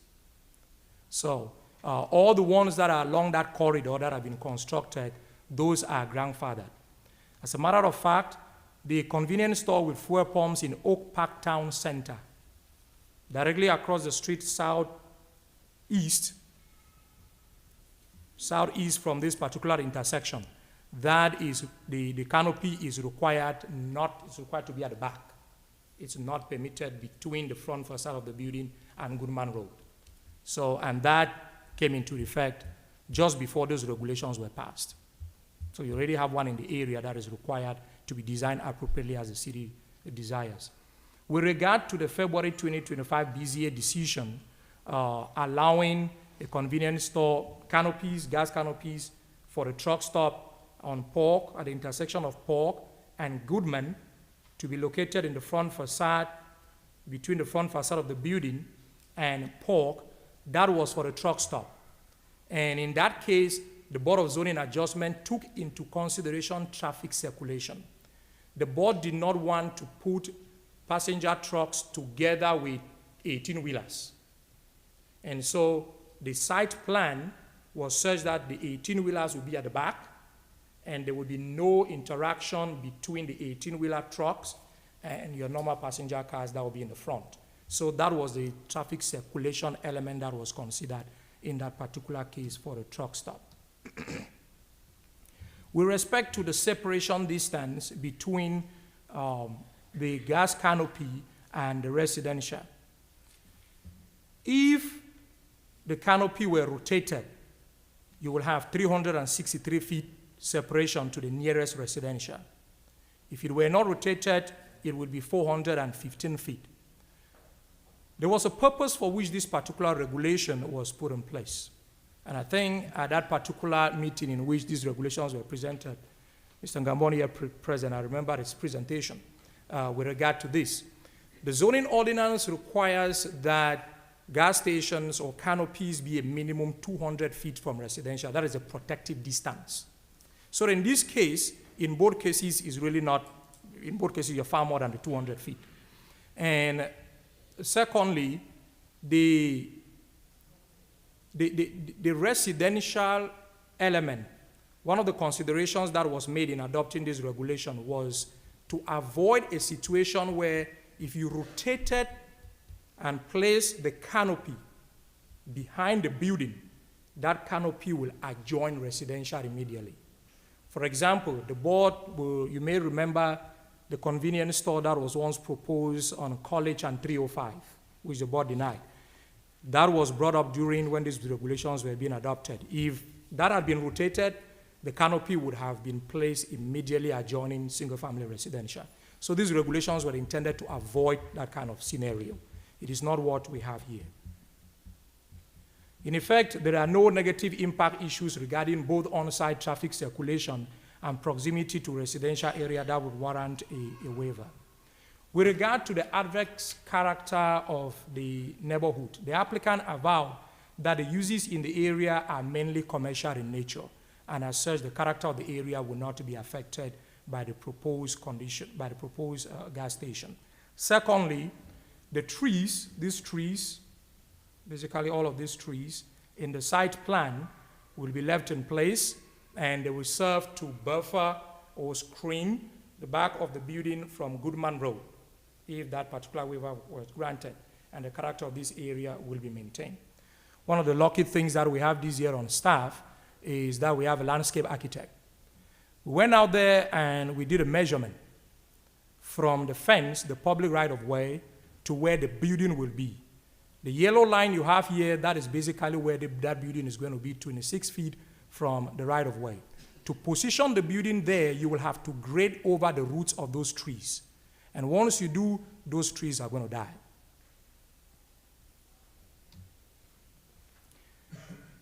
Still regarding whether the use will adversely affect the character of the neighborhood. When you look at all the other buildings that are within a 1.5 mile distance from Park right up to the end of the strip mall at both sides of this particular intersection. This strip mall is 108 feet setback from the public right-of-way. Setbacks are not measured from curbs. They are measured from the property line. So we measure setbacks from the right-of-way line, not from the curb, not from the end of the pavement. The state always, or the city, always has a right to go in at any time and widen the road, insofar as you are within the public right-of-way. So when measuring setbacks, we stick to where the property line is. That's where we measure setbacks from. That's where the character of the area is measured from. And so the strip mall is 108 feet. The existing Hardee's is 85 feet. Walgreens across the street is 79 feet. Zaxby's, newly constructed with trees, every 36 feet, is 65 feet. This building, that's where you have Domino's Pizza, is 80 feet from the right-of-way line of Goodman Road. The proposal is to position this building 26 feet basically from the property line on Goodman Road. The Board of Zoning Adjustment found that that would be an outlier. It will be too close to the road compared to all the other buildings that are within that particular area. Although the road is curving, those property lines or those lots are also curving with the road. With regard to whether the use will substantially increase traffic congestion or hazards, the traffic study generally uses this categorization A to F in terms of levels of service.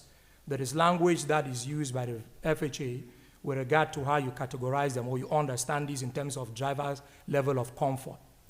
Those are labeled A to F, A being high comfort. The driver is very, very comfortable driving on a road that has a level of service A. B is also high level of comfort. C, there is some tension. D, driver's level of comfort becomes poor. E is extremely poor, F is the lowest. The turns along this side were all analyzed, and one of them, specifically the left turn, the westbound turn at this intersection from Holiday Crossing and Walgreens, was found to drop to a D. Left turn at this particular intersection. What is the difference? It's currently C and it will go to a D. What is the difference between a C and a D? In a C, the flow is generally stable. In D, it approaches instability. In C, the freedom of maneuver is restricted noticeably. In D, it is severely restricted. In C, lane changes require more care and vigilance on the part of the driver. In D, the lane changes become more dangerous as congestion increases. In C, the queues form behind any significant blockages. In D, the least incident you have, you're going to have a blockage, you're going to have a queue. In C, the speed chosen by the driver is affected by that of other vehicles. In D, that increases substantially. In C, the driver comfort and convenience decreases perceptibly at this level. In D, the driver or pedestrian experiences a generally poor level of comfort and convenience. In C, there is increase in traffic. The increase in traffic flow may cause operational problems. In D, small increases, you don't even need them to be much, small increases in traffic flow will generally cause operational problems at this level. With regard to congestion, at the level of service D, there is congestion, it's just that it's moderate, C. At the level of service D, that increases. This is what you currently have out there at peak hour in terms of congestion. If you want to understand level of service D congestion. At peak hour, this is what you currently have. This picture was taken on November 10 at 5:17 p.m. That is Walgreens across the street.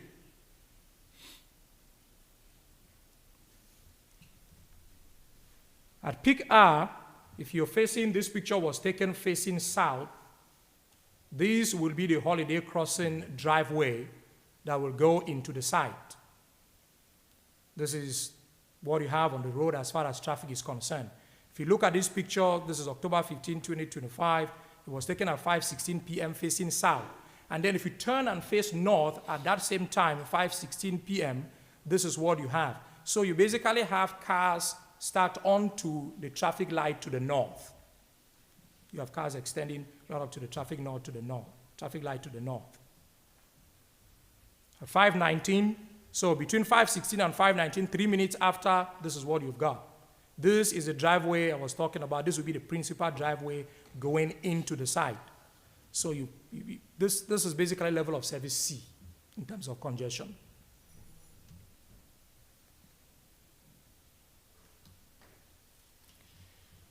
This is what you have, and the city engineer is going to speak more to this. This is at the driveway intersection of Holiday Crossing and Hacks Cross Road. This is the piece of property under consideration, will be right here. This is the red sign they had put up for the rezoning. Rezoning is no longer necessary. And the driveway will be at this intersection. You've got 2 lanes heading south, 1, 2. This will be your middle turn lane. And then these are the other 2 lanes heading north. If you look at the middle turn lane and the number of cars that are there in that middle turn lane, once this car cleared, I went out there and I measured how far you had from here, from the end of this car to this intersection. It was 6 feet, which means you have no room, additional room, if you have a situation like this, for cars heading north that may be wanting to make a left turn lane to pull into this middle turn lane and make a left turn. If you have cars heading south that intend to turn and go into Walgreens, you're going to have a significant traffic congestion right here. The city engineer was out there on Friday, and he can speak better to this scenario in terms of what he saw. No, when I'm done. Oh. Thank you. In terms of whether, comparing, the city engineer asked the traffic engineer working on this to look at what Hardee's generates and what the new convenience store with fuel pumps is going to generate, and compare the two. Will the number of cars be the same? Will there be any substantial increase in terms of the number of cars that each of them is going to pull in. Too often we get this term passer-by trips, pass-by trips. What does it really mean? Convenience stores today are not just places where people go to you're driving on the road and you just pull in to get gas. Sometimes people are actually leaving their homes to go there to get a drink and go back home, to get drinks and go back home. They go there to get ice cream and go back home. So sometimes they generate new trips. Other times, they serve mainly pass-by trips. For example, on this particular location, you may have folks driving to Memphis, but then you just need gas, and you make a left turn into the gas station, you get gas, you pull out, and you go. Those are considered pass-by trips. In this particular case, in the AM peak hour, pass-by trips when you compare it with Hardee's, you've got 19. With a convenience store with fuel pumps, that will increase to 62. Out of the site, Hardee's is 18. With a convenience store with fuel pumps, that will increase to 62. That is over 226% increase. In the PM peak hour, currently with Hardee's, you've got 3. With the convenience store with fuel pumps, that will be 24 for the new trips.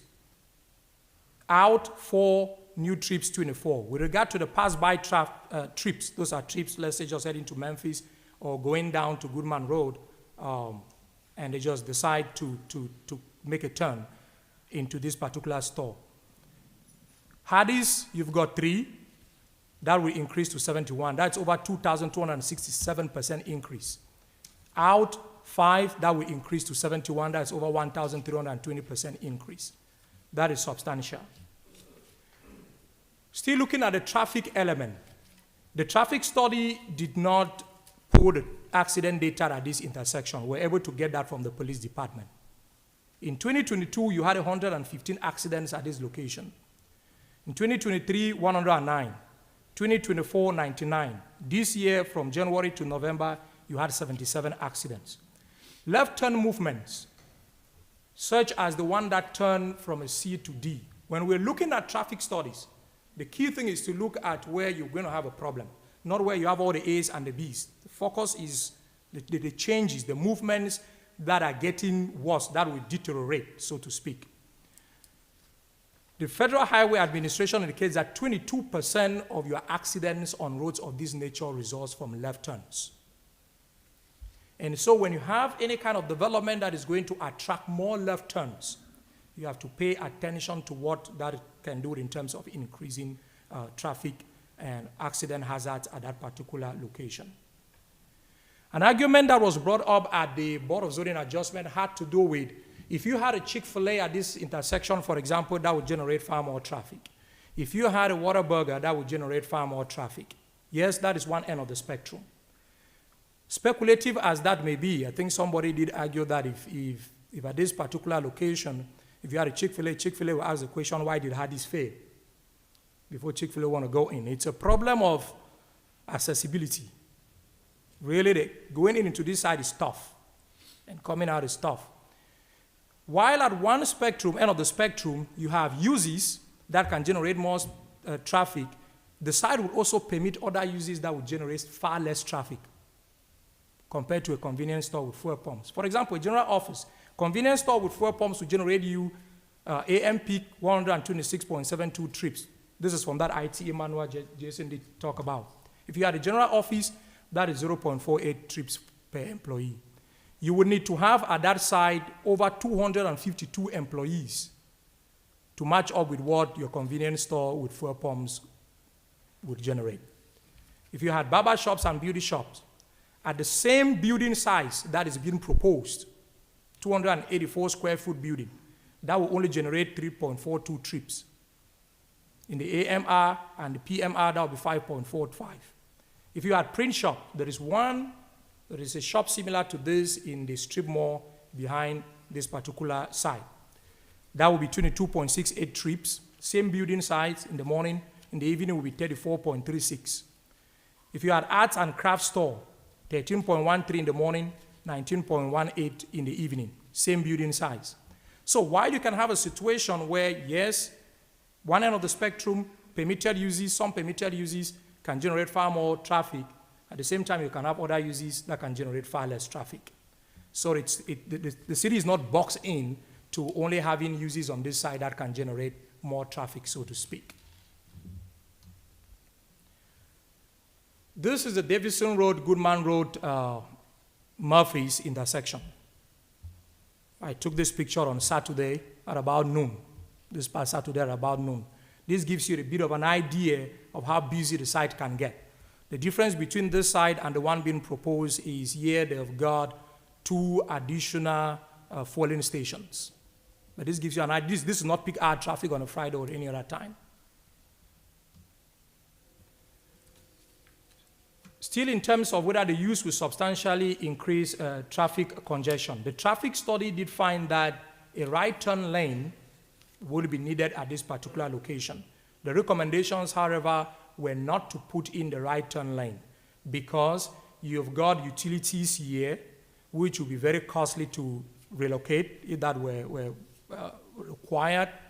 There were other reasons such as the calculation that was used to arrive at whether that right turn lane will be required was a 45 mile per hour speed, which is the posted speed limit. If that were dropped to 35, then the right turn lane may not be required.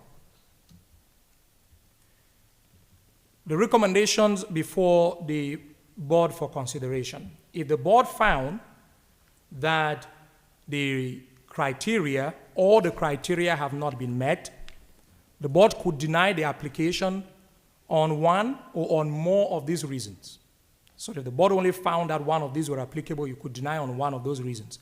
If the board found that all of these were applicable, you could deny the application on all of them or on 2, any of these reasons that the board finds, so to speak. That the design criteria is not met because there are no negative impact issues regarding both on-site traffic circulation and proximity to residential area that would warrant a waiver regarding the prohibition on placing the fuel canopy between the building and the public street. In terms of adverse impact on the character of the area, regarding the proposed building setback being only 26 feet from the Goodman Road right-of-way compared to other buildings within half mile of the area that are all at least 50 feet from the said right-of-way line. And lastly, there will be substantial increase in traffic congestion and other hazards. If the board were inclined to approve the application, you could approve the conditional use permit for a 20 years time frame. Usually conditional use permit are approved within a particular time frame, subject to these conditions 1 through 1 to 11, so to speak. That concludes staff's presentation. Thank you. Thank you, Dr. Song. Board, any questions on the staff report? Yes, Mayor, I have a couple. Thank you, Asong, for that report. It's very detailed. One question I do have, if this were to be approved under option A, I did not see a distance from the building to the setback line. Is that provided, or I'm trying to determine if that, again, would be an adverse effect on the character of the neighborhood. So if option A were approved, if this passes, what is the setback line from that southern edge of the building to the setback line? It would, the building setback on Goodman Road is 50 feet. These would be over about 75 feet, would you say? It would be far more than 50 feet. It would be about 75 feet. So 75 feet, give or take a little bit. Give or take, it would be Okay. about 75 feet. If this is 50, just kind of eyeballing, it may go up to about 75 feet. And then my second question might be more appropriate for Mr. Swims and can be addressed at any time. Traffic is a very major concern to me, regardless of what goes on that property. Is there any way we can close Holiday Crossing Drive, just close it, and direct all traffic to the stoplight in and out of that shopping center? There's a strip center, at the back. There's a lot of traffic that's generated from that as well. Whatever goes there, certainly, if it's something similar to Wendy's, if it's something more, that has more traffic, is going to cause some issues. Yes, it could be done. It'd probably not be something that would be preferred by whoever puts a business at this location.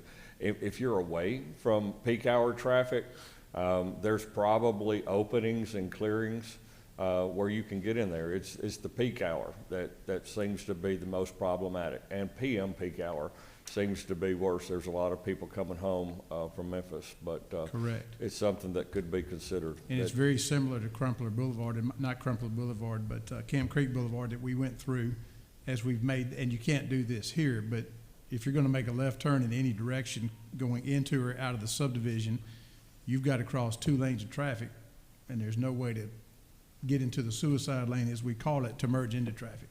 Yeah, And that's my concern. And you we- still would have 2 openings, one at the light and one north of the light. One thing that kind of plays against it, I think, is when you look at the traffic study, the centered left turn lane, so if you're southbound and trying to go eastbound, that's not the heaviest movement. Your heavier movements are going southbound and going west or going straight through.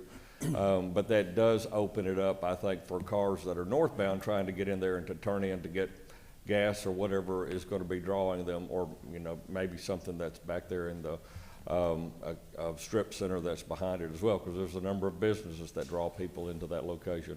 So I think that was one thing that I saw that kind of concerned me, was how that messes up traffic, I think, when your left turns going northbound are trying to turn in as well as people going southbound and trying to get into that left turn lane. I saw a number of conflicts, and I've studied that intersection a number of times, not just recently, and it's one of our most major intersections that we have.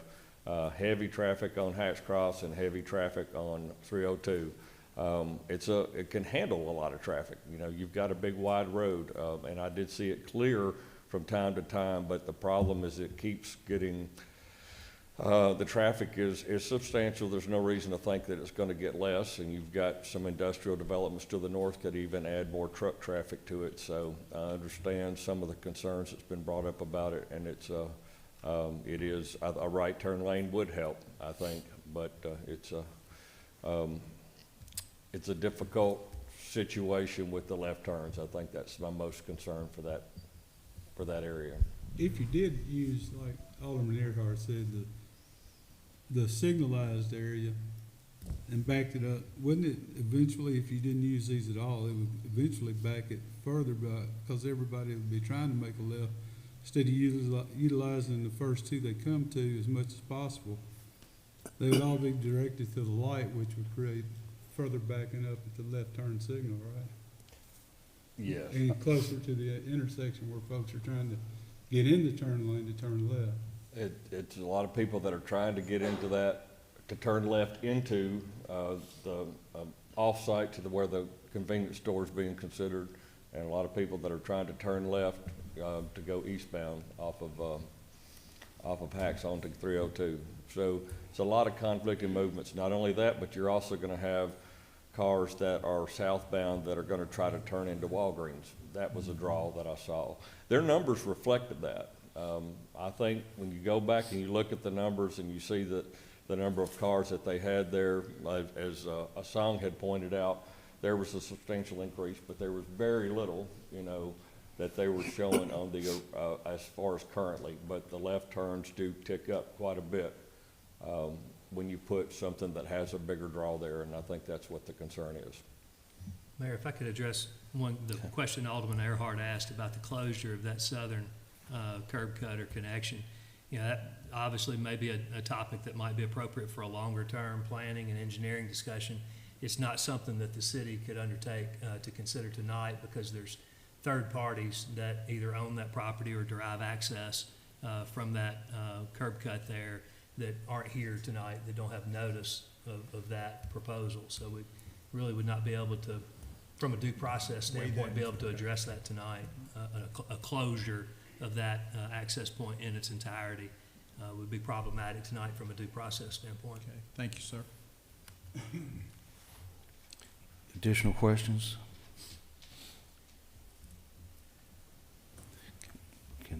Does the applicant have anything to add to this presentation? Ms. Ward, come forward.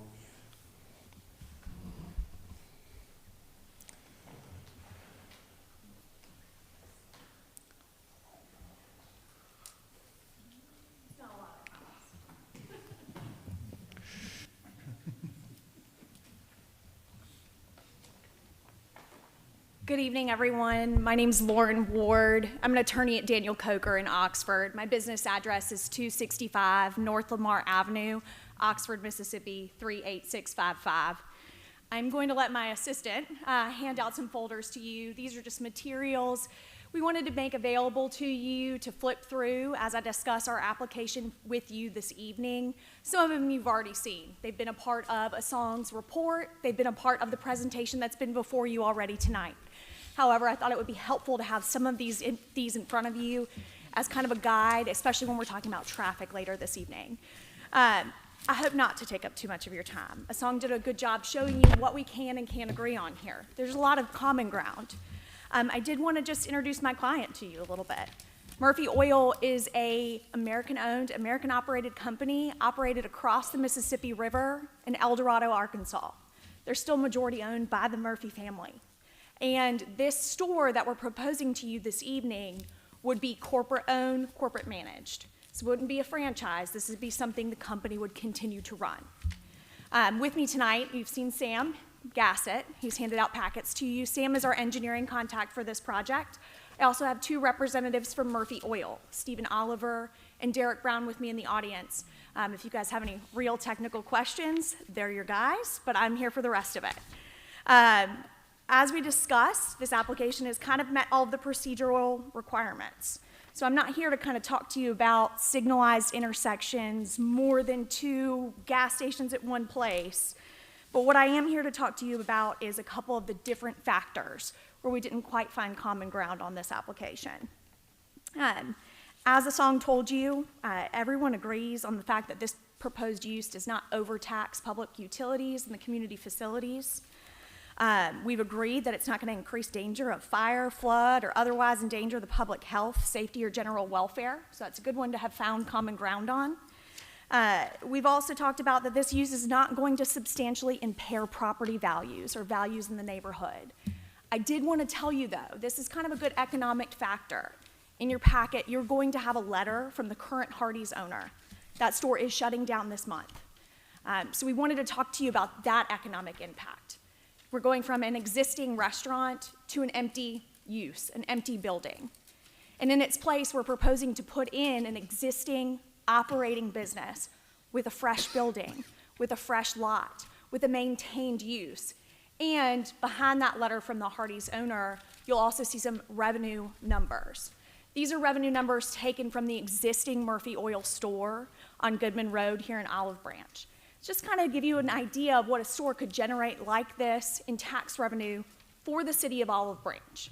Those are things we wanted to make sure you knew and had at your fingertips. It's just kind of a check mark in the column on what's there now and what it could be instead. The next factor is that it does comply with the comprehensive plan. A song presented that to you. I agree with him wholeheartedly. Olive Branch paid for experts to make your comprehensive plan great. And this use fits in with what those experts told you should be here on this lot. So that's where we've got common ground. The first factor a song talked to you about, we might have they have differences of opinions, was that this lot, it's our opinion, does not adversely affect the character of the neighborhood if you consider granting the waiver on the site rotation requirement. So a song presented to you, your design guidelines for C-stores with fuel require that the canopy not be facing, I guess, the public streets. So in this case, that it should not be facing 302 or Hacks Cross. The original site plan that we proposed to you does have the canopy facing Hacks Cross. Now, if we go with that original site plan, if we grant the waiver against the rotation, all of the setback issues that were discussed with you go away. The building is now within the setback. It's not odd looking or different from anything around it. But to that point, what I would tell you is that even if this building was in the rotated site plan, it's not odd looking. The Zaxby's building, as it currently stands, is 117 feet from Goodman Road. The rotated site plan at its closest distance is 109.7 feet. I highly doubt a car driving by, seeing a building at 100 feet, is going to tell you the difference between 7 feet and 20 feet. So as it stands, even if it's the rotated plan in that setback, and of course we'd have to get a variance for you, we're on the agenda for that tonight, But even if it was that rotated site plan, it's not out of character. However, I do agree that the waiver should be granted tonight to allow this building to operate without the rotation. So to allow the site plan to operate with the canopy facing Hacks Cross Road. A song touched on this, but I want to make it clear.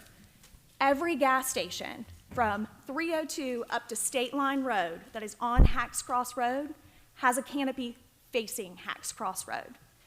This original site plan would be wholly consistent with that character of the area. That's how they face. This one would face that way too. And then I want to talk to you about what 302 looks like. From Cockrum all the way to Center Hill, and that might be reversed for you guys.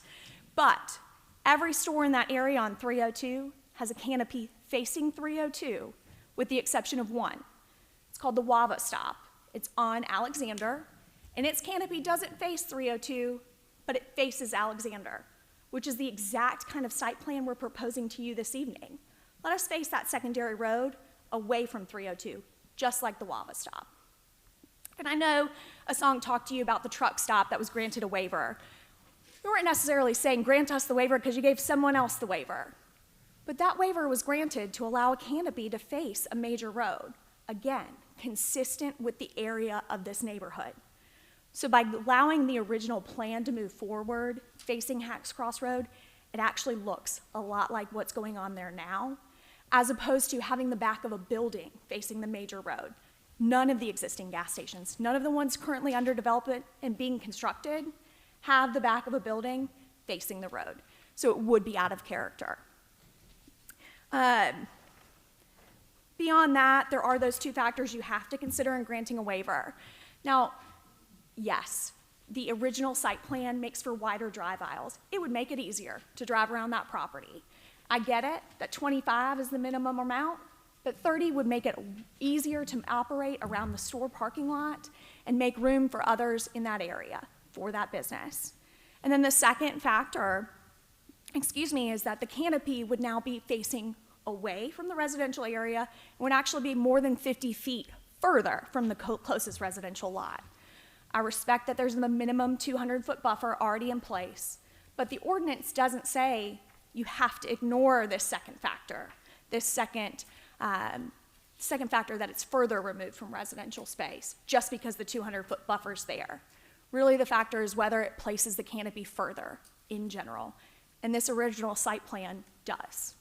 So with that, that's what we're talking about here. We believe that your rotated site plan is not, we prefer to ask for that waiver and get that original site plan put in place, keep it within the character, keep it within the gas stations that are already on that road. I may have mentioned it, but you do have a handout in your folder that has pictures of those gas stations on Hacks Cross Road and the ones on 302 so that you can see that. I'm sure you guys drive past it all the time, so I'm sure you know what I'm talking about, but it's in there for you. I heard a song mention the trees having to be taken down. I want you to keep in mind that's with the rotated site plan. If you allow the waiver and keep that canopy facing Hacks Cross Road, those trees aren't an issue. They're not on a setback anymore because the building is in a different spot. So just keep that in mind when you're considering that factor. And now we get to the last factor, traffic. I know that's a big consideration. Obviously, your staff has worked this up. But what I want you to keep in mind is that the factor is whether this use substantially increases traffic congestion. Respectfully, everything you've seen tonight, pictures that were put up, that is what traffic looks like now. It's not what traffic's going to look like with this use in place.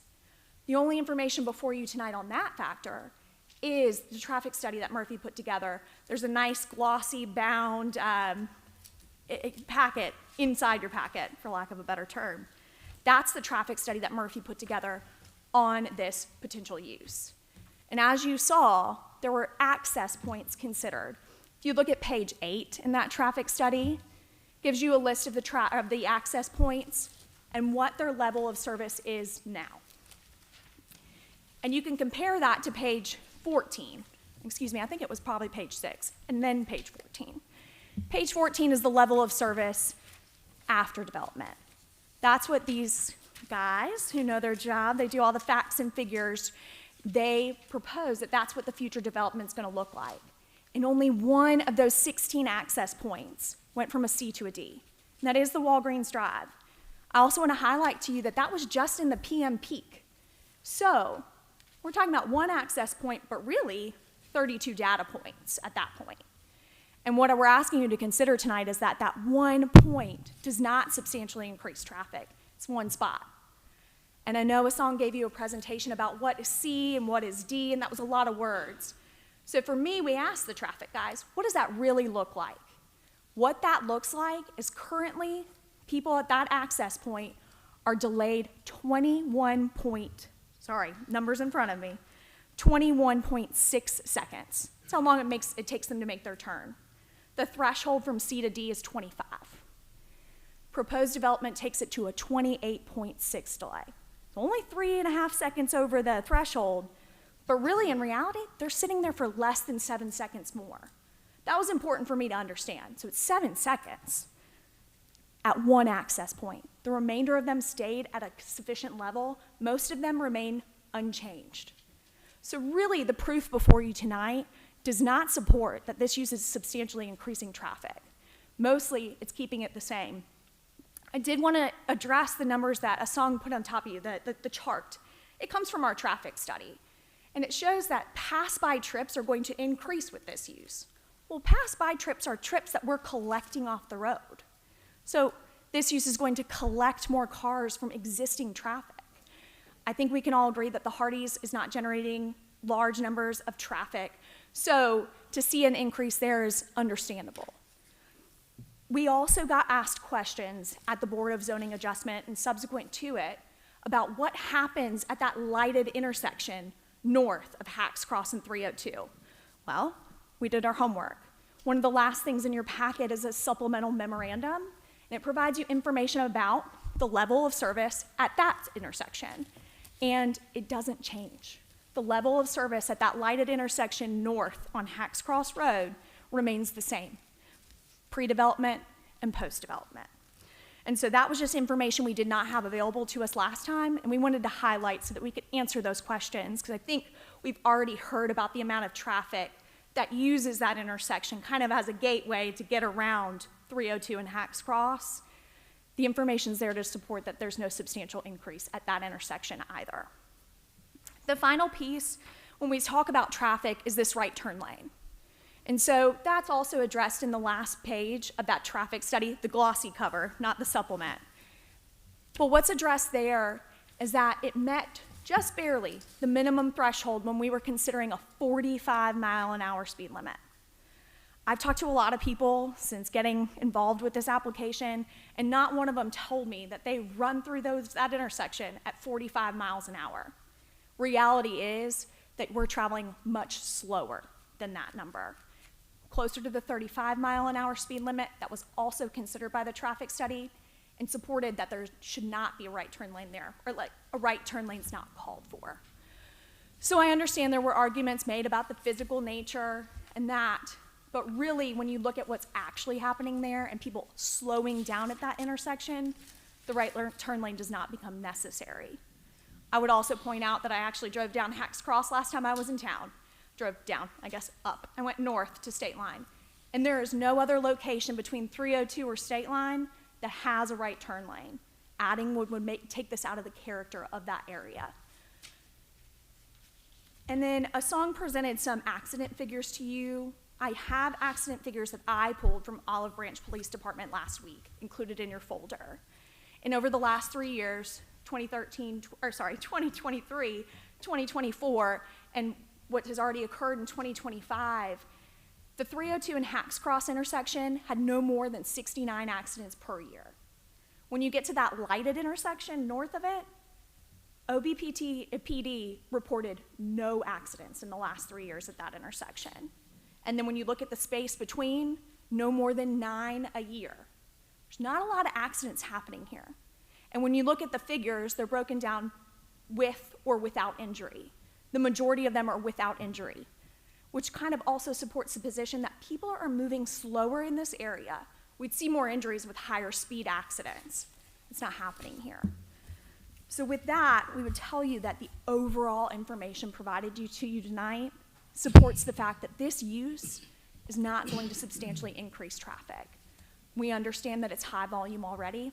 It's kind of why we want to be there, right? You want to have a popular intersection to locate your business at. And as it stands now, it may be busy, but there's no proof that we're making it busier or worse off or increasing traffic accident numbers. So with that in mind, we believe that Murphy has satisfied this factor and that the application should be approved tonight, as well as the request for a waiver to go ahead and have that rotation excused so that the canopy can face Hacks Cross Road.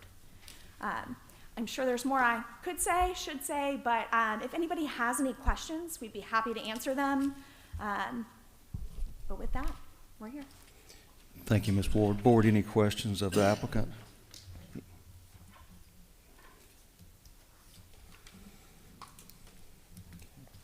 Hearing none at this point. Thank you, Ms. Ward. This is a public hearing as well. If you're here on behalf of this application, you're in favor of this application and wish to share that with the board, come forward. Mr. Mayor, before we get started on the public comment, let me ask a couple of questions from the public. How many of y'all are here tonight opposed to this project? Raise your hand. All right, now, how many of y'all are opposed to it because it's a convenience store? How many of y'all think that we have enough in Olive Branch and you don't need any more? Okay, that's what I thought. Need to be very clear tonight. That's not an argument that can be handled tonight. That is against the law in the state of Mississippi. So we have a reason to either approve or deny this. The basis will not be that we have enough gas stations, we don't need any more. I need y'all to be clear on that. If you come up and talk tonight and you tell us that we don't need another gas station, you're welcome to say it, but we can't listen to it. We can't use that in our decision tonight. If you come up and have a reason that you think this should be denied, it has to be something other than that. So, Mr. Mayor. Thank you, Mr. Dixon. Please. Dr. Song, Mr. Wallace. When did we put the ordinance in place about the canopies? That was December 2024, just about a year ago. Actually, December 17, exactly 1 year ago. This wasn't in a proposal or grandfathered in somewhere, was it? No, sir. Okay. These application came in this year. I think it was March this year. How many have we had asking for a waiver since? No.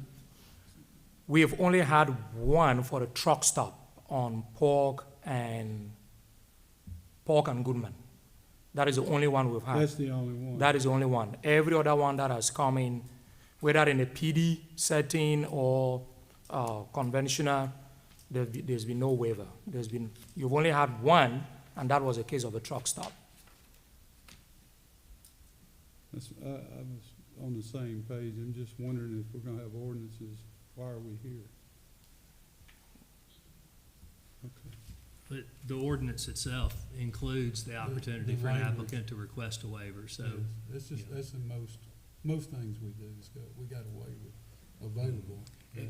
Generally, in the zoning ordinance, you have a variance procedure in your Right. ordinance that's available generally. And this particular ordinance, not only is the variance route available to the applicant, but the fueling orientation, the design criteria for fueling stations actually includes a waiver provision or a route, a possibility in the ordinance itself.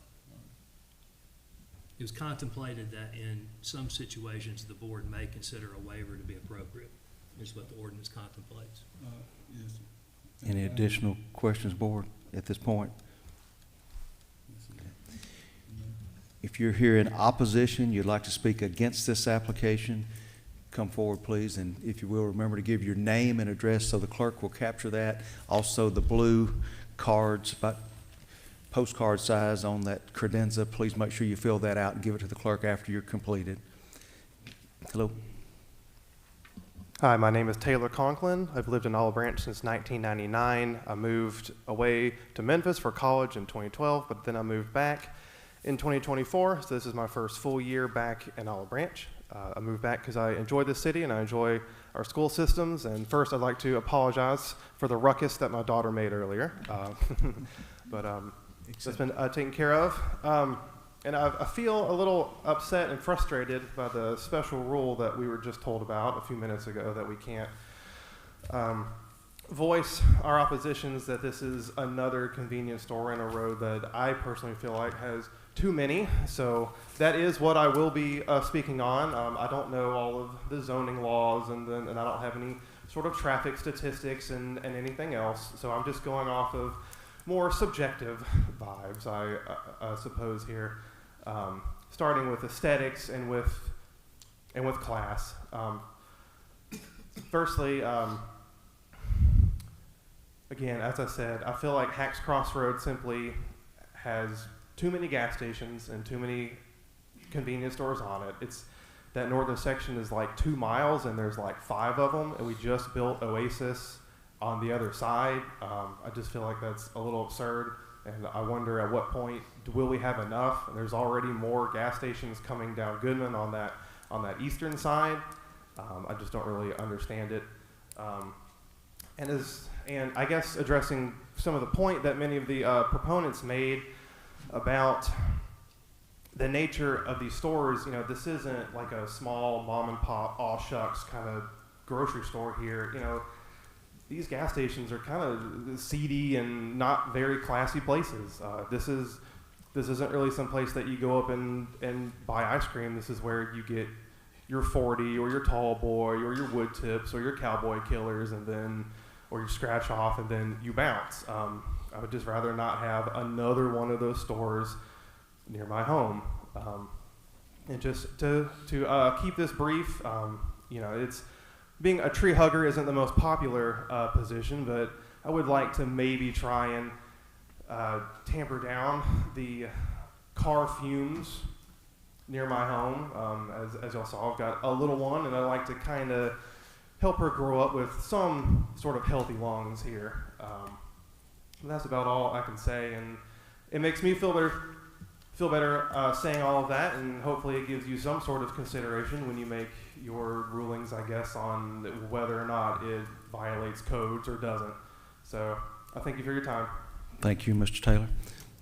Anyone else? Let me be clear about what I said a while ago. If you want to say that, that's fine. It's just that it's against the law. We can't use that in our judgment. So if you want to say it, y'all are welcome to say it. We just can't listen to it as far as making our decision. Mr. It Dye, is definitely against the law. General Counsel, would you clarify that? And Alderman Dickerson is correct. The Mississippi Court of Appeals, and then that's been affirmed by the Supreme Court, has said that the market is what controls how many uses there are, that zoning should not be used to restrict competition.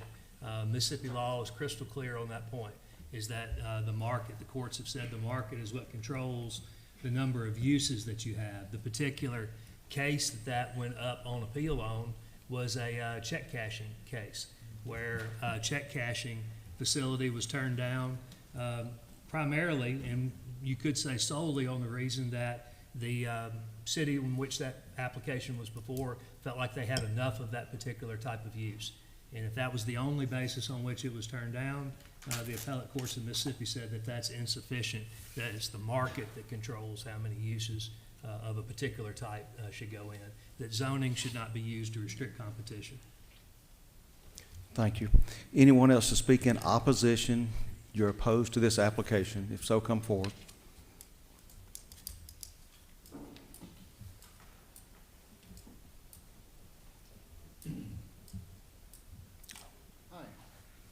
My name is Bashir Dardiq. I live on Morgan Meadows Cove, down the street from this location.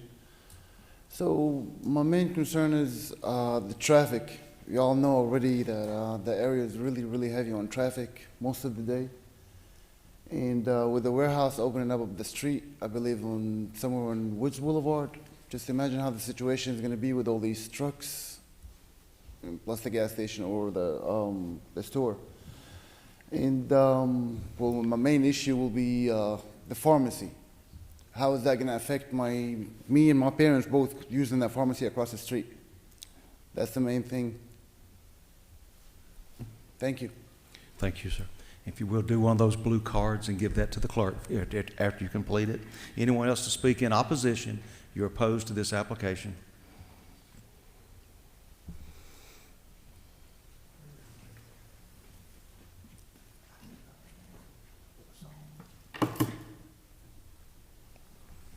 Hello.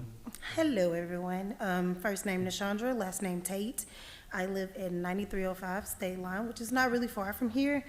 As everyone, excuse me, as everyone is stating about traffic, I heard a statement about how it's not that much traffic in that area. Well, that will be because it's not a gas station there. And simply, a convenience store is meant to be convenient. But how are we going to conveniently get in and out in a timely manner? I mean, a gas station it generates a lot of population throughout the entire day, not just the peak of an hour or 5 o'clock traffic. I mean, but if you want to stay 5 o'clock traffic, you got a lot of warehouses in the area, basically, that would be coming in and out. They're going on lunch break. They're going, it's all day. I mean, you got, what is it called? Williams-Sonoma right up the street. That takes all of Polk Lane. All of those employers will be coming there. And that'll be taking up a lot of traffic. I mean, wholeheartedly, like, I can just see the amount of accidents that'll be happening, basically. But it is your decision to make. Thank you for your time. Thank you, Ms. Tate. If you will complete a card as well. Anyone else to speak in opposition against this application?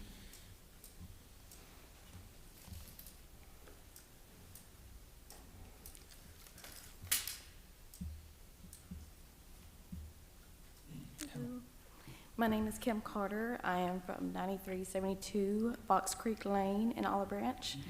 And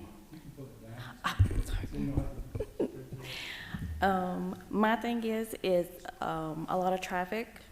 Me and my family go to the pharmacy as well. We also go to Dollar Tree, and I've had multiple occasions where I've seen wrecks and also almost involving wrecks due to the turning and the traffic. Thank you, Ms. Carr. Anyone else before public comments are closed?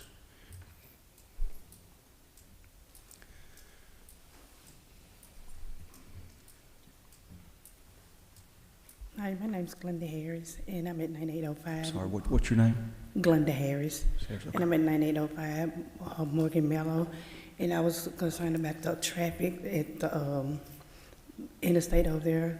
And once I go to the Walgreens over there, I have a hard time getting out, trying to make a left turn on Hess Cross to go back south. So that was my main concern.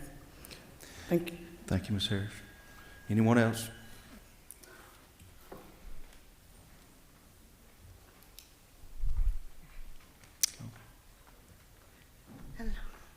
Hello, my name is Tammy Lee. I've lived down here over 40-something years, and I have seen too many wrecks. Even 1 o'clock, they keep talking about the 5 o'clock traffic. We have the 1 o'clock traffic right there at Hacks Cross in Goodman. I've seen wrecks so bad because people keep trying to speed to get to work. I've seen 5 o'clock traffic in the morning, 6, because I've worked so many different shifts. So, I mean, it's just too much in that area already to keep bringing more and more. I'm not just saying that because it's a convenience store. It's just too much. You got the Walgreens over here, and then you got all the stuff over here with the Wendy's. You got stores all going around. We don't need more and more right in that area. Because I've seen a car upside down onto the thing. It's no good. So, I mean, I'm just trying to say, please, no more. No more stuff in that area. Okay. Thank you. Please complete one of those cards as well. Anyone else before comments are closed?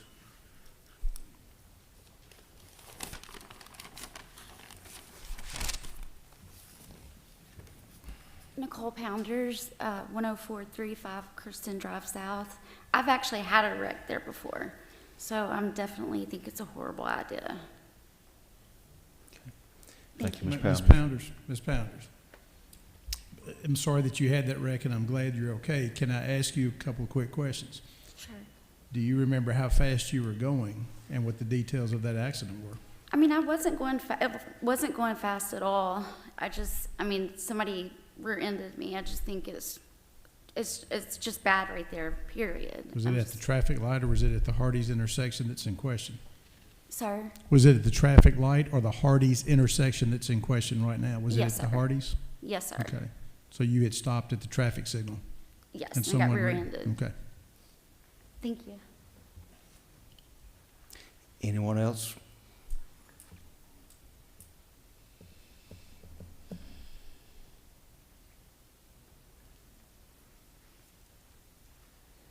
Hi, my name is Sal Salem. I live at 7162 Fox Hollow Cove in Olive Branch. I just want to second what everyone's saying about the traffic. You know, without a gas station being there, there's already a lot of traffic as is. So imagine once, you know, a gas station comes in, what's going to happen. It's funny, I guess I'm not the only one who deals with the traffic coming out of Walgreens. Making that left turn, going onto Hacks Cross, you're always backed up, and it's always like, almost like as if you're playing Frogger, just trying to get in, and no one lets you in. So, you know, I don't want to, like, I guess, pile on to Walgreens, because we do need a service pharmacy in the area, but I think just getting that gas station there, it's going to aggravate things traffic-wise. Thank you. Thank you. Final call for public comments. Anyone else? Public comments is hereby closed. Does applicant wish to add any more information based on the comments received?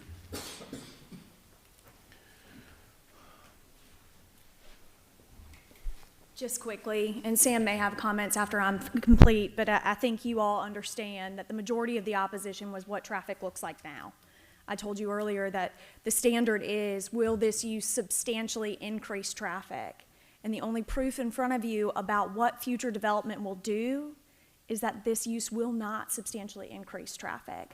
I understand that it may be congested now, but that's the conditions as is.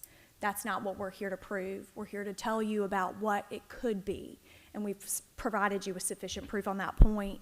And I agree, and just for the record, I agree with Brian's position that he provided you on the constitutionality of the need argument. I think you guys are well counseled here, so I won't beat that one. Otherwise, those are the comments I have in addition. I don't know if Sam's got anything to add.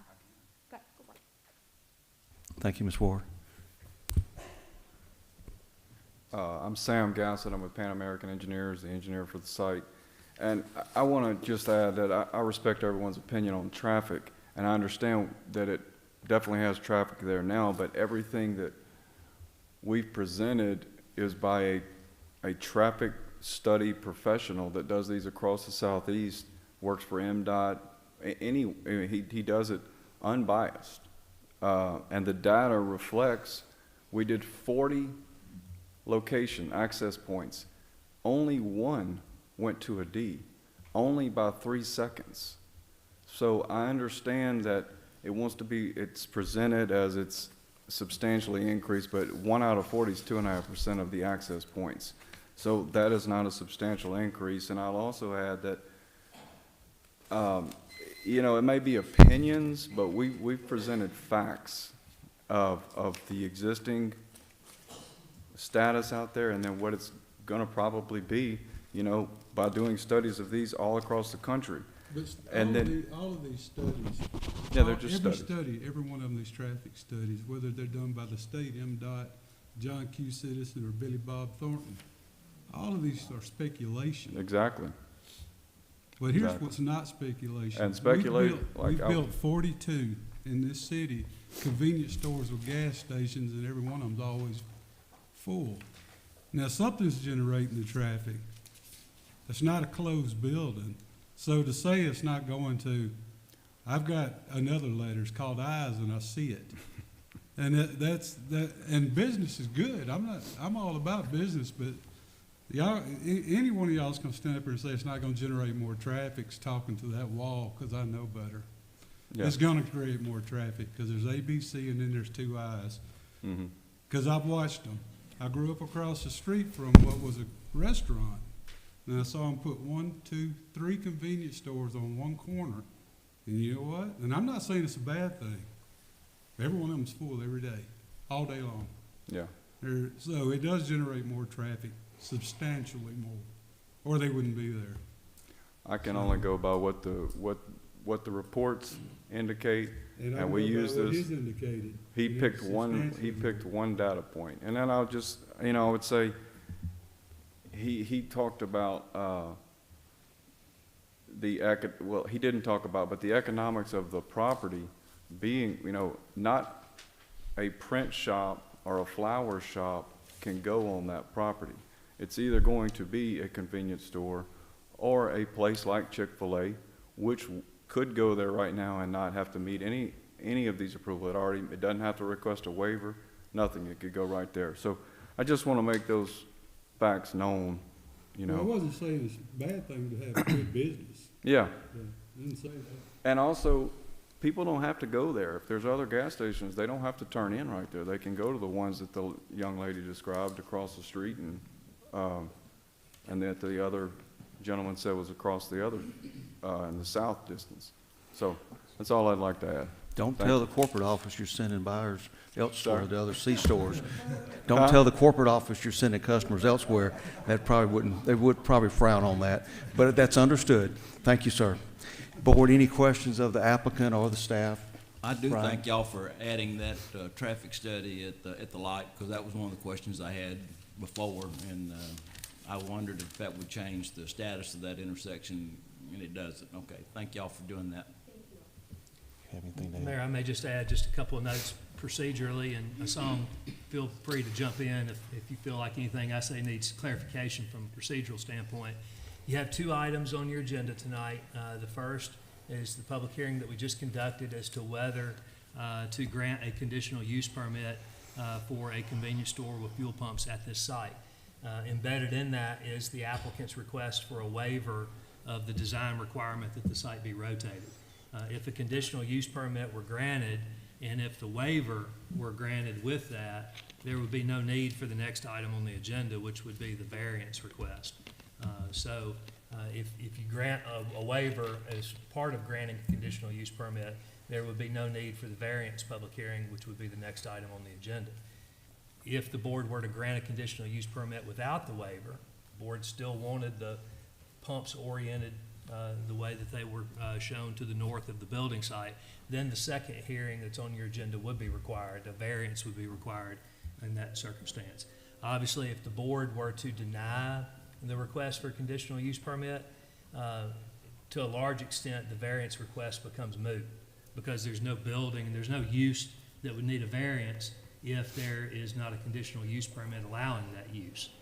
However, Ms. Ward may want to go ahead and go forward, Mayor, I'm assuming, with the variance request in order to make her record and preserve that record for potential appeal purposes. Okay. So procedurally, even if the board were to deny the conditional use permit, that next item on the agenda would, Mayor, my recommendation would be to allow the applicant to put on their proof at that time.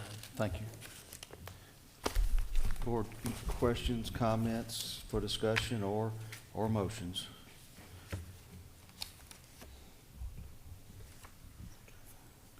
Hey, I want to make a comment. Murphy, I like Murphy's. I go to Murphy's, and it's 5 miles from my house. And I filled up there yesterday. The problem I have is what, like Alderman Earhart said, is that intersection there. If it had a right in, right out, even it would be better. I know what kind of traffic Hardy generated. And I know how much Murphy's generated, you know, which is a lot more because I go there. I know we can't address that about the right in, right out, or anything like that.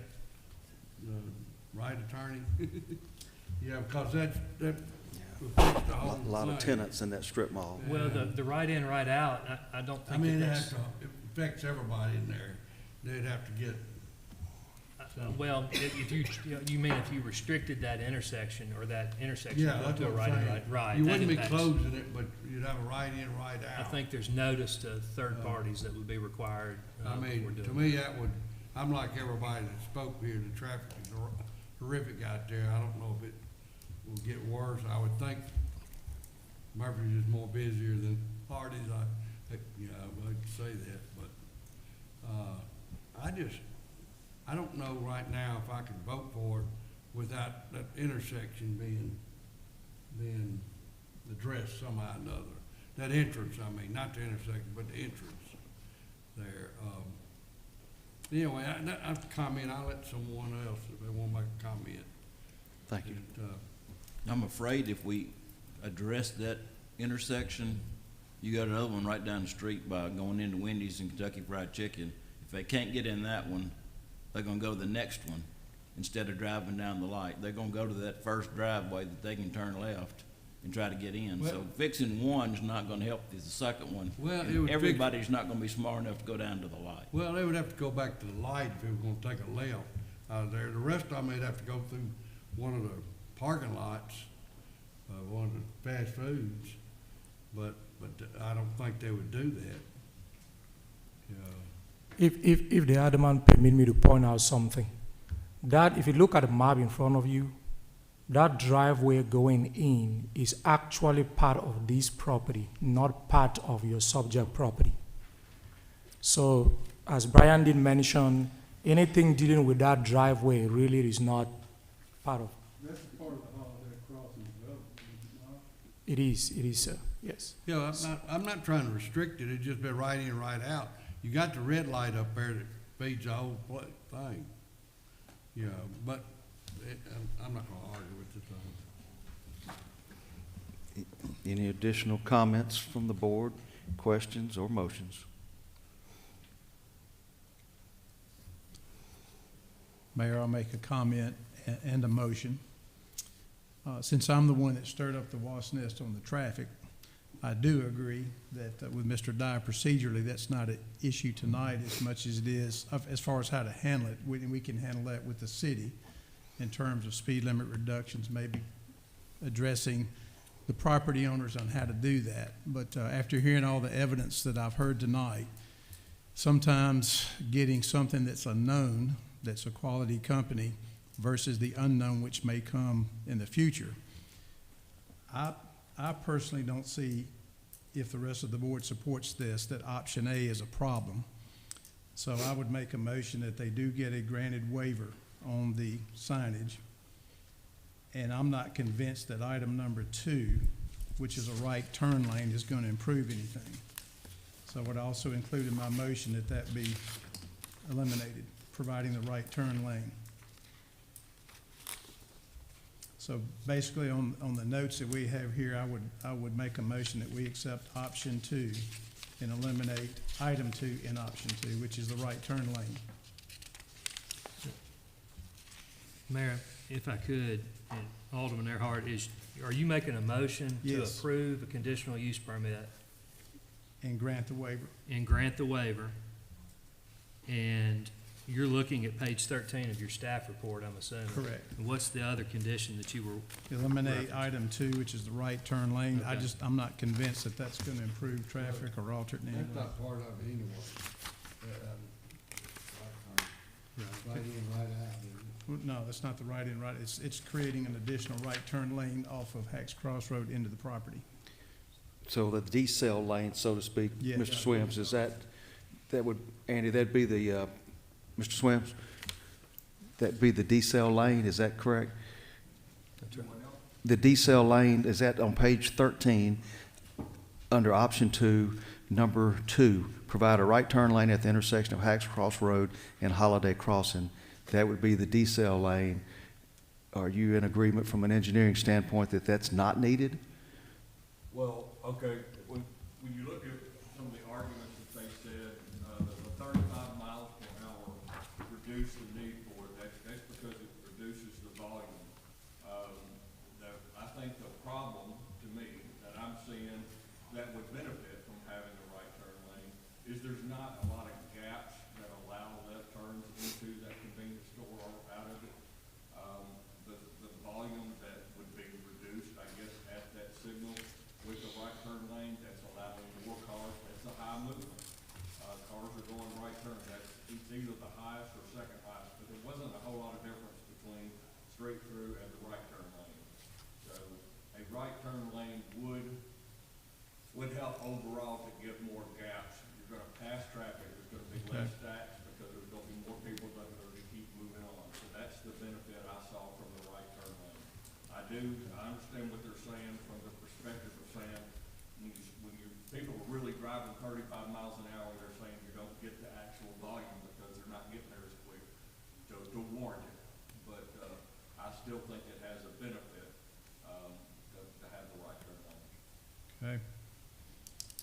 Well, you're our city engineer and professional, and I respect that, so I will redact that from my motion. I'll make a motion to approve option 2 then, as it is written. All right, Option 2 would be a motion to approve a conditional use permit subject to conditions 1 through 11, which includes, as part of condition 1, the waiver of the rotation requirement. Is that your motion? That is correct. Option 2, 1 through 11, the waiver meaning that the pumps would not be in the rear, they'd be facing a street side. Motion is on the table, board. Is there a second? Second. Second, Mr. Gamage. Any more discussion? Yeah, I'll add this. The applicant was correct that they mentioned that if something else went in, like the Chick-fil-A, that we wouldn't have any discussion on this at all. And I know Chick-fil-A is everybody uses Chick-fil-A, but there are an awful lot of other places that I think would generate a lot of traffic that would be destinations.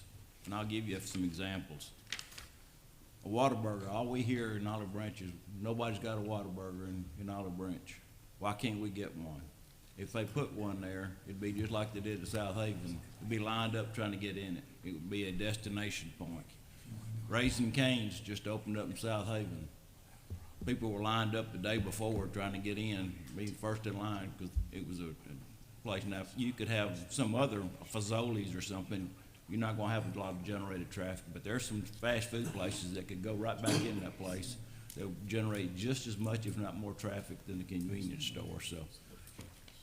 We have to understand that that's a possibility, even if we didn't approve the Murphys, is that something else could go in, and the traffic's gonna be just as bad, if not worse than what it already is, so that's what's before us tonight. Thank you.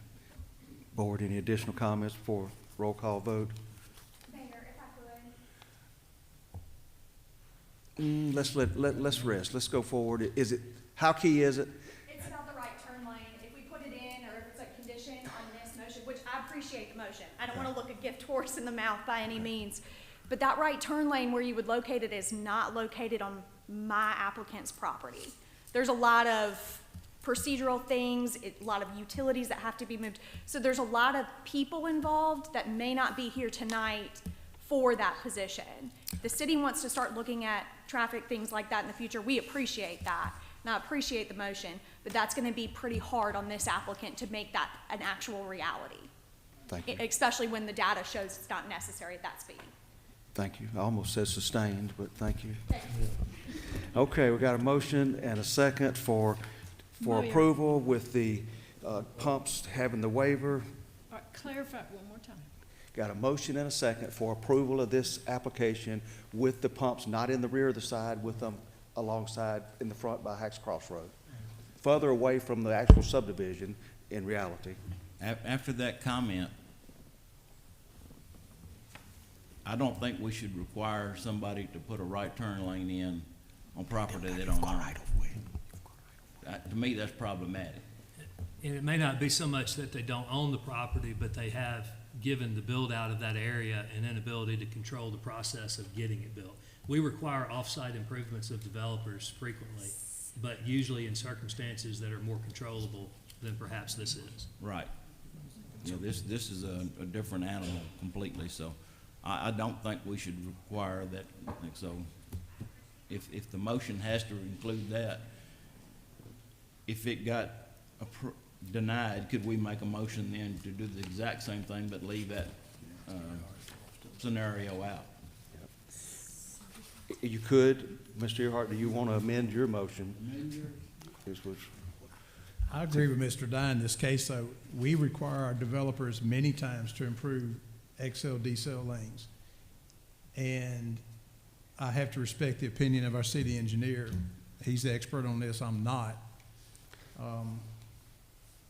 I'd like for my motion to stand and the board can vote or reject it accordingly. Okay, thank you. Motion and second is for all 11 items and a waiver, AKA the gas pumps in the front, not in the rear.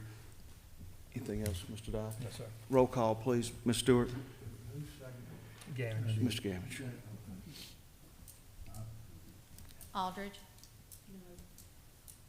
Collins. Yes. Dickerson. Yes. Earhart. Yes. Gamage, Yes. Hamilton, No. Wallace.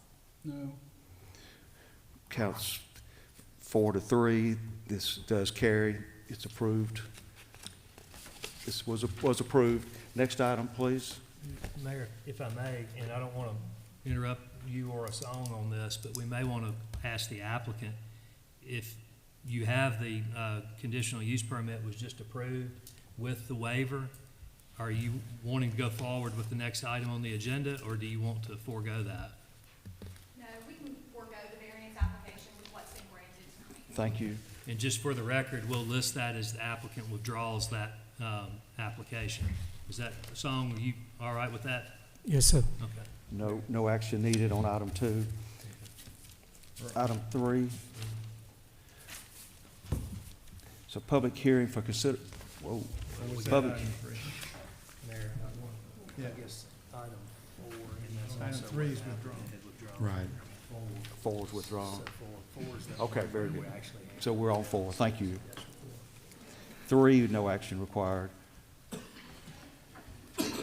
Consideration of application for a final plat for Ainsley Point subdivision submitted by Andy Richardson, R&H Engineering and Surveying LLC on behalf of Sunset Creek Farms LLC, Kevin Bynum, property owner. The request is to create a single residential lot of 0.92 plus or minus acre, which is zoned R1, single-family residential district. The subject 0.92 plus or minus acre property is at the northeast corner of Hamilton Circle North and Hamilton Circle West, known as 6602 Hamilton Circle North. And the applicant has requested withdrawal of this. So scratch all that reading I did. So it is withdrawn, no action needed. Let's go to Planning Commission, new business. A, B, and C are consent items. Board, you see what those are, more administrative in nature. If we need to talk about them, let us know. If not, administratively, do you approve the consent items under 1, A, B, and C? Motion to approve. Mr. Dickerson, motion to approve. Second, Ms. Aldridge, all in favor? Aye. All opposed, motion carries. Item 2, consideration of application for a preliminary plat for Fox Paw Creek subdivision submitted by Chance Walker, Smith Walker LLC on behalf of property owner Cynthia Fox, trustee. The request is to subdivide 108 plus or minus acres into 262 lots and 6 common open spaces. The subject property has an accompanying application request to rezone from AR agricultural residential to R2, which we've already heard, single-family residential district, and is located on the south side of Davidson Road, approximately a quarter mile south of Goodman Road. Staff report, please. Mayor Aldermen, before you is a request to consider the preliminary plat for the Fox Paw Creek subdivision, which rezoning to R2 you approved in the previous item.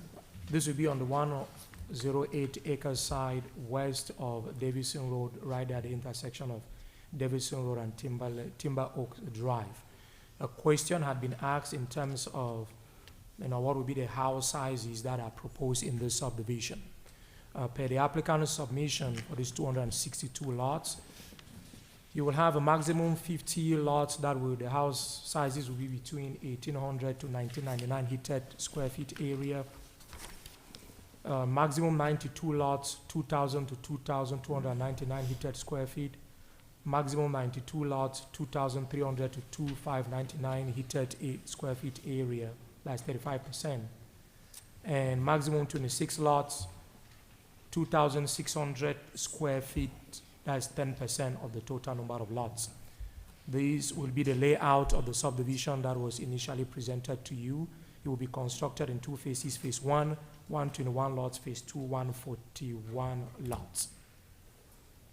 In terms of utilities, they are available.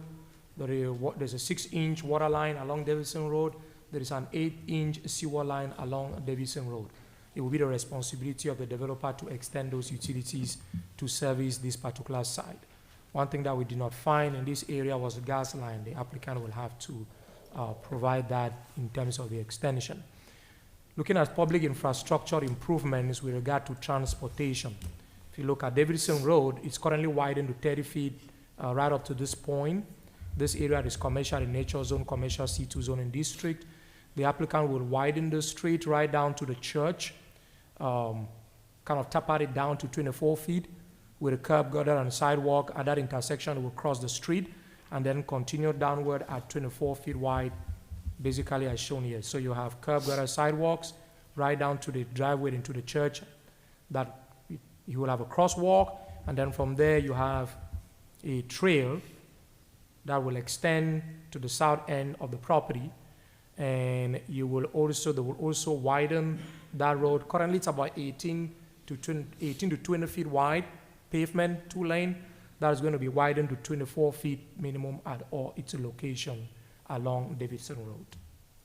The Planning Commission reviewed this at its meeting on December 9 and unanimously recommended approval subject to a number of conditions 1 to 9.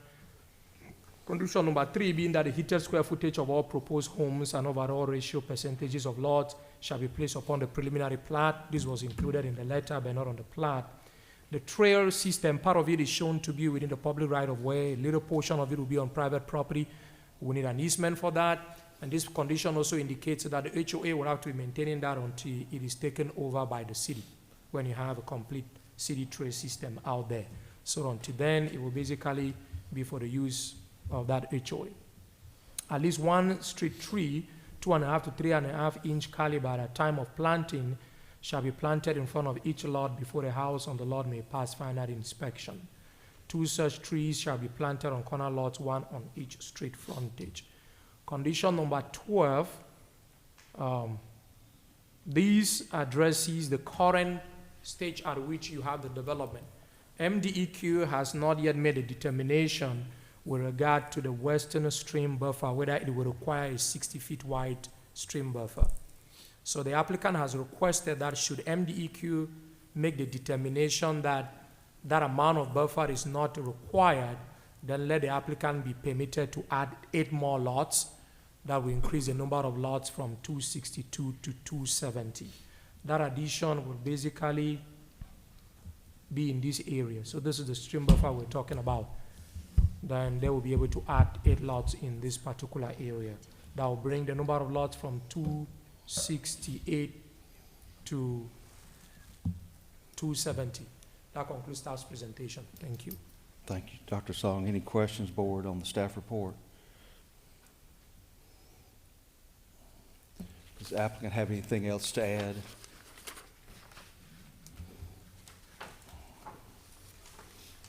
Yes, sir. Very, very briefly, we agree with all the staff conditions from Planning Commission. The only one I just want to be very clear on is that we would be agreeing to a 2,000 minimum heated square feet. That, breakdown was something that we were asked to speculate, how those homes would go, and that's just basically was a marketing exercise. So the minimum would be 2,000 living square feet is what we would obligate to in the covenants and restrictions. We did ask for 50 of them. That would be 1,800 to 2,000.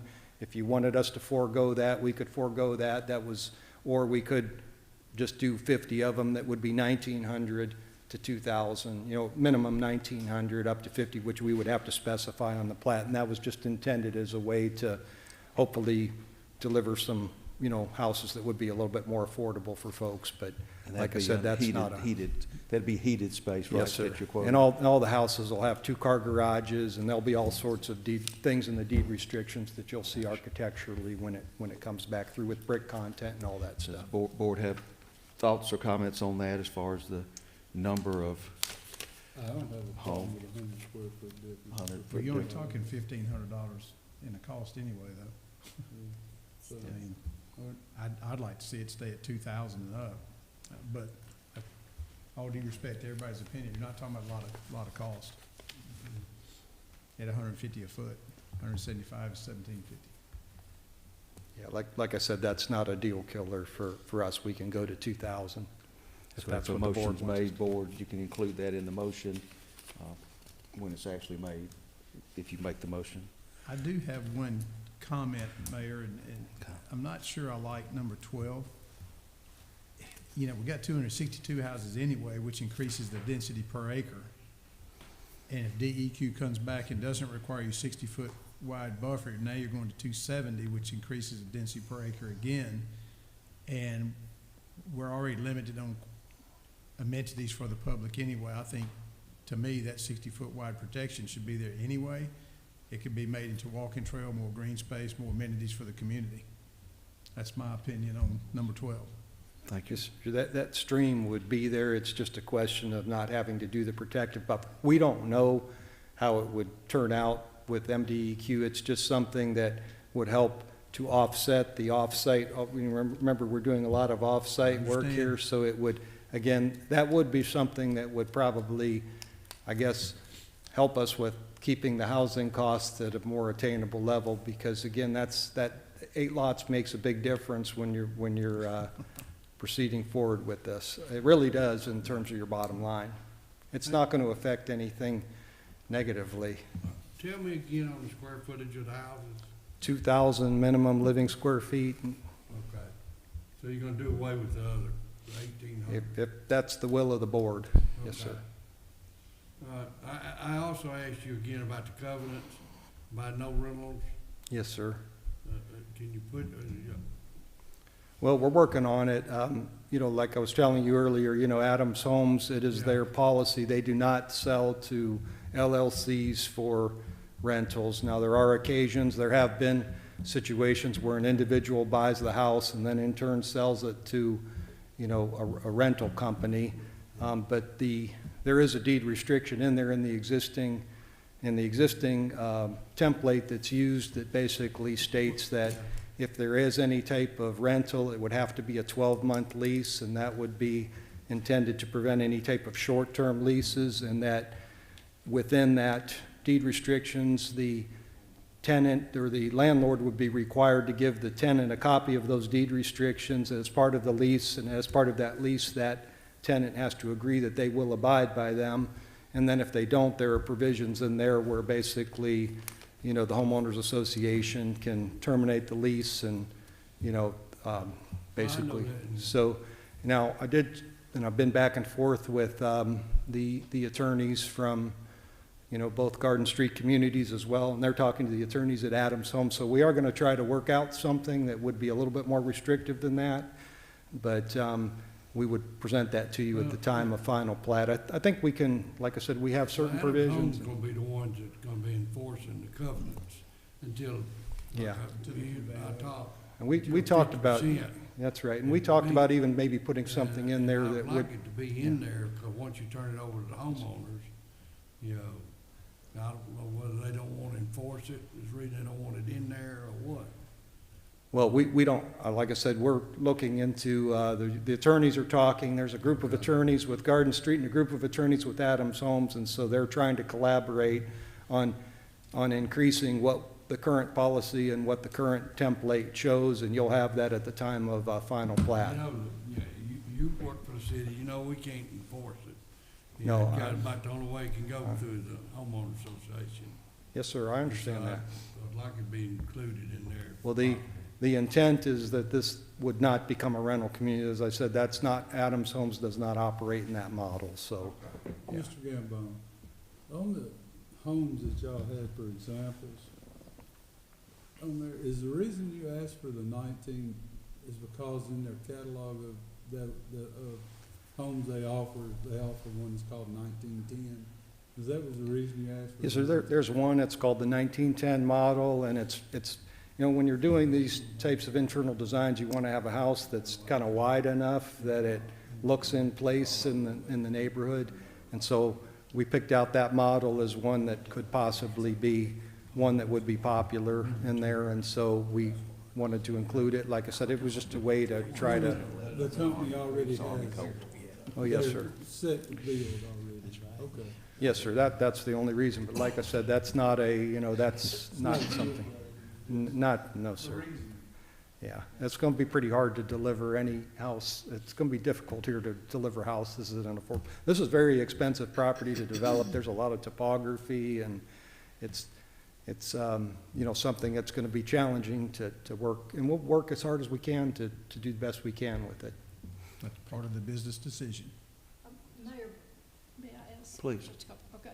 On the styles of the houses, did you say earlier that there were, you've got limited numbers? Like, is it gonna be 1 story, 2 one Well, and a there'll be, half yeah, mixed? those were and- just samples that I provided just to show you what Adams thought would be models that would be popular there, but there's a whole range of houses. There's, as you recall, on the Acre Farms project, there's a requirement in there for two-story houses in certain locations. So those plans would be offered also, in this subdivision. And then there's plans, if you go down to the Old River Farm development, you'll see that all of those had a requirement for side entry garages. And so you'll see some of those same homes will be replicated in this development as well. So there's probably, I'm guessing, there's probably going to be, like I said, 10 models or so that would be available here. And with each of those models, they have all sorts of different elevations and different bricks, different colors, everything. So it'll look,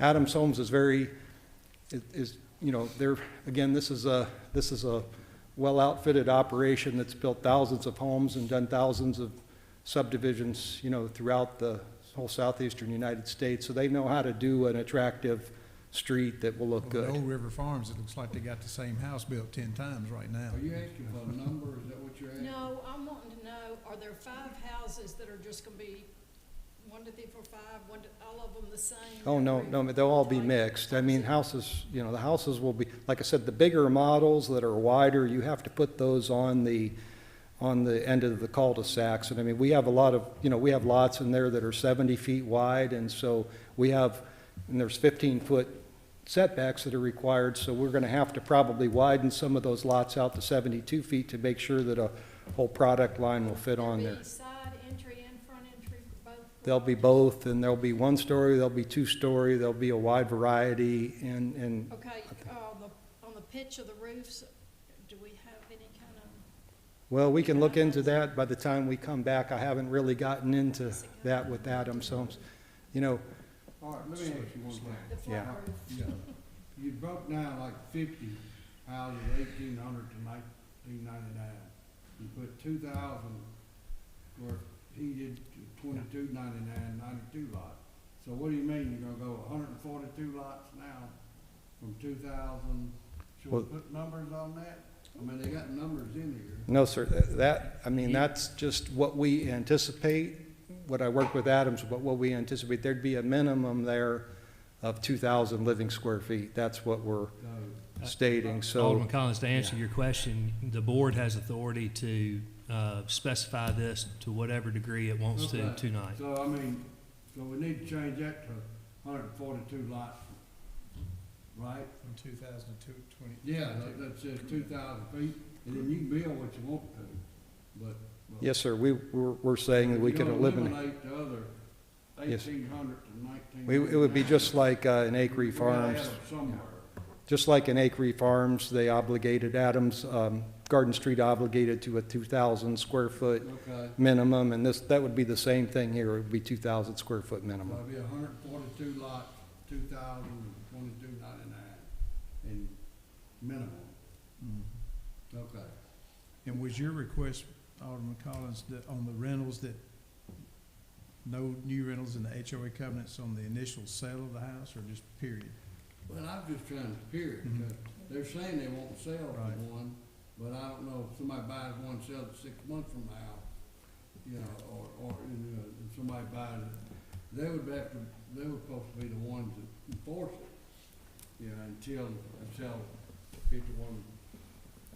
Well, aren't those covenants and restrictions finalized at the final plat, not? Okay, I'm Yes. just trying to Yeah. get that. Yes, sir, we're working on it. I think, that it's a legitimate issue. Adams Homes is not I just want to be very, very clear on the record. Adams Homes is not intending to build a rental community. That's not what Adams Homes Right. does. That's not to say, there are complex legal issues when you talk about how you would restrict and do a rental restriction. You have that Windstone model, as an example, which, that's one that they decided to do long after the developer was gone, and they amended their covenants to do that. And that's always an option for any homeowners association to do that. But When you get to the final plat, you know the appetite sir. of the board, what they're looking for. Yep. Yes, sir. Thank you. Board need any additional information?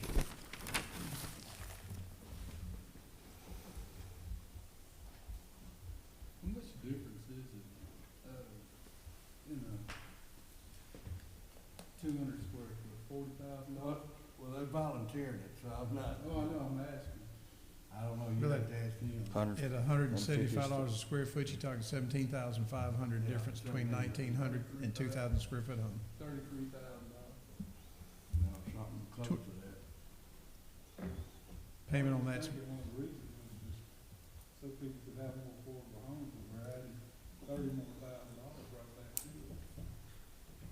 I got 17,500. Yeah. It's $50 a month payment. Which may be. I'll make a motion if somebody wants me to make a motion. Open. I'll make a motion, we approve it, eliminating the 1,800 to 1,999 80 square feet. And I'll add the lots on to the 2,000, which makes it 142. And then the others would stay the same, 92 lots and 26 lots. I make a motion to approve it as is, except for that change. Motion on the floor as is, except for the other 50 lots that the 18 to 1999 has to go up to 2,000 and above. Alderman Collins, would you agree to strike number 12 in your motion? What's the 12? What does it say? Adding 8 more lots if the DEQ comes back and does not require them to mitigate that stream protection. You would strike it? Mhm. I agree with that. And that holds them to 262 on the lots. Okay. That holds 262. And strike number 12. Motion's on the floor. Is there a second? Second. Second, Mr. Earhart. Any more discussion? All in favor? All opposed? No. Next item, please. That carries 6-1. Consideration of application to amend the preliminary plat approval condition number 6 of Rosewood subdivision submitted by Chance Walker, Smith Walker Engineering, on behalf of property owner John Reeves. The request is to reduce the minimum heated area of houses in the AR district zoned area in the north of the subdivision from 3,000 square feet to 2,800 square feet, and to decrease the minimum heated area of houses in all other areas of the subdivision from 3,000 square feet to 2,800 square feet to 2,400 square feet. The 82.37 plus or minus acre subject property is zoned AR and R1, single-family residential district, and is located on the east side of Craft Road and north of College Road, known as 7200 College Road. Staff report, please. Concerns the Rosewood subdivision, which preliminary plat you approved on January 21st, 2025, particularly specifically this year. So this is the preliminary plat layout that was approved. Condition number 6 of that approval specified that the minimum heated area of houses in this AR zoned area, that's the agricultural residential area, where lots are minimum 1 acre in size. The heated area of houses here was required to be minimum 3,000 square feet. The minimum heated area of houses in the other AR district closest to College Road to the south of the subdivision was also required to be minimum 3,000 square feet. You did rezone the area in the middle of the subdivision from AR agricultural residential to R1 single family residential. And that condition number 6 required that the minimum heated area of houses in that R1 area should be 2,800 square feet. What the applicant is requesting is to reduce the minimum heated area of houses in this AR area closest to Montrose from 3,000 square feet to 2,800 square feet. So that will be a 200 square feet reduction. The R1 area in the middle of the subdivision, the applicant is requesting that the minimum heated area of houses be reduced from 2,800 square feet to 2,400 square feet. So that will be a 400 square feet reduction. And the AR area To the south, closest to Church Road, to College Road, the applicant is requesting that the minimum heated area of houses there be also reduced from 3,000 square feet to 2,400 square feet. That will be a 600 square feet reduction. The reason for this, from the applicant's perspective, is essentially market conditions. He's not been able to move forward, as he argues, as he submits, with this particular development because houses that big, he avows, are not really selling in Olive Branch. From January 2025 to October 2025, houses sold in DeSoto County, only 20% were houses with minimum 2,800 square feet to 3,000 square feet heated area in Olive Branch. Houses in Olive Branch that were sized 2,800 square feet to 3,000 square feet sold for an average of $511,458 within this same time period. His argument is that that is not affordable, that is not attainable, so to speak. From January this year to October, houses sold in DeSoto County, only 16.9% were houses within a range of 2,400 square feet to 2,600 square feet heated area in Olive Branch. Houses in Olive Branch that were sized 2,400 square feet to 2,600 square feet sold for an average of $427,847. The applicant submits that this is too expensive, attainable within the city. As such, he is requesting to reduce those house sizes. We did look at this in terms of how would this match surrounding the houses that you have in the surrounding. 500 feet from a subject property, we usually consider that to be the affected area. Even when we have rezonings, we send letters to owners of property within 500 feet. Consider that for zoning purposes to be the most affected area. So we look at houses within 500 feet of that area to the north where he's requesting to reduce houses, the minimum heated area from 3,000 square feet to 2,800. So if you look at the houses in Montrose, also there are two houses in Oak Park that fall within the affected area, and then one house in Penflin subdivision, section B. The base area of all those houses comes up averagely to be 2,256. I just got clarification from the tax. This data is from the tax assessor's office. That these only refers to the square footage of the first floor heated area, first floor. They do not have data for second floor. So we do not have data for second floor, basically. The adjusted area refers to the entire house size, both heated and unheated area. The covenants and restrictions in Montrose subdivision provides that there are only 15 lots that are permitted to have heated area minimum 2,400 square feet. All the other lots in Montrose, per their CCROs, are required to have houses that are minimum 2,800 square feet in heated area.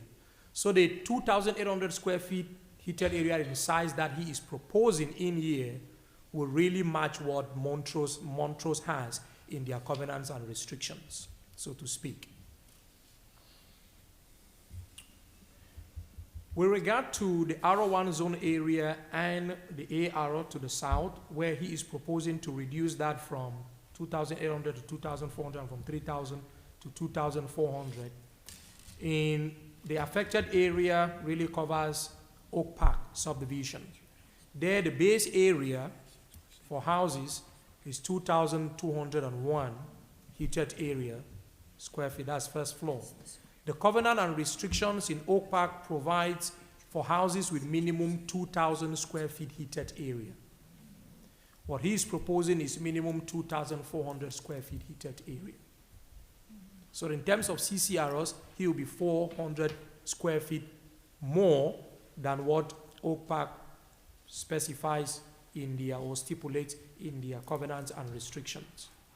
The Planning Commission reviewed this at its meeting last week, December 9, and unanimously recommended approval upon finding that the proposed amendment would not adversely affect the character of the area because the suggested reduction of the minimum heated area of houses will be comparable to others in the surroundings.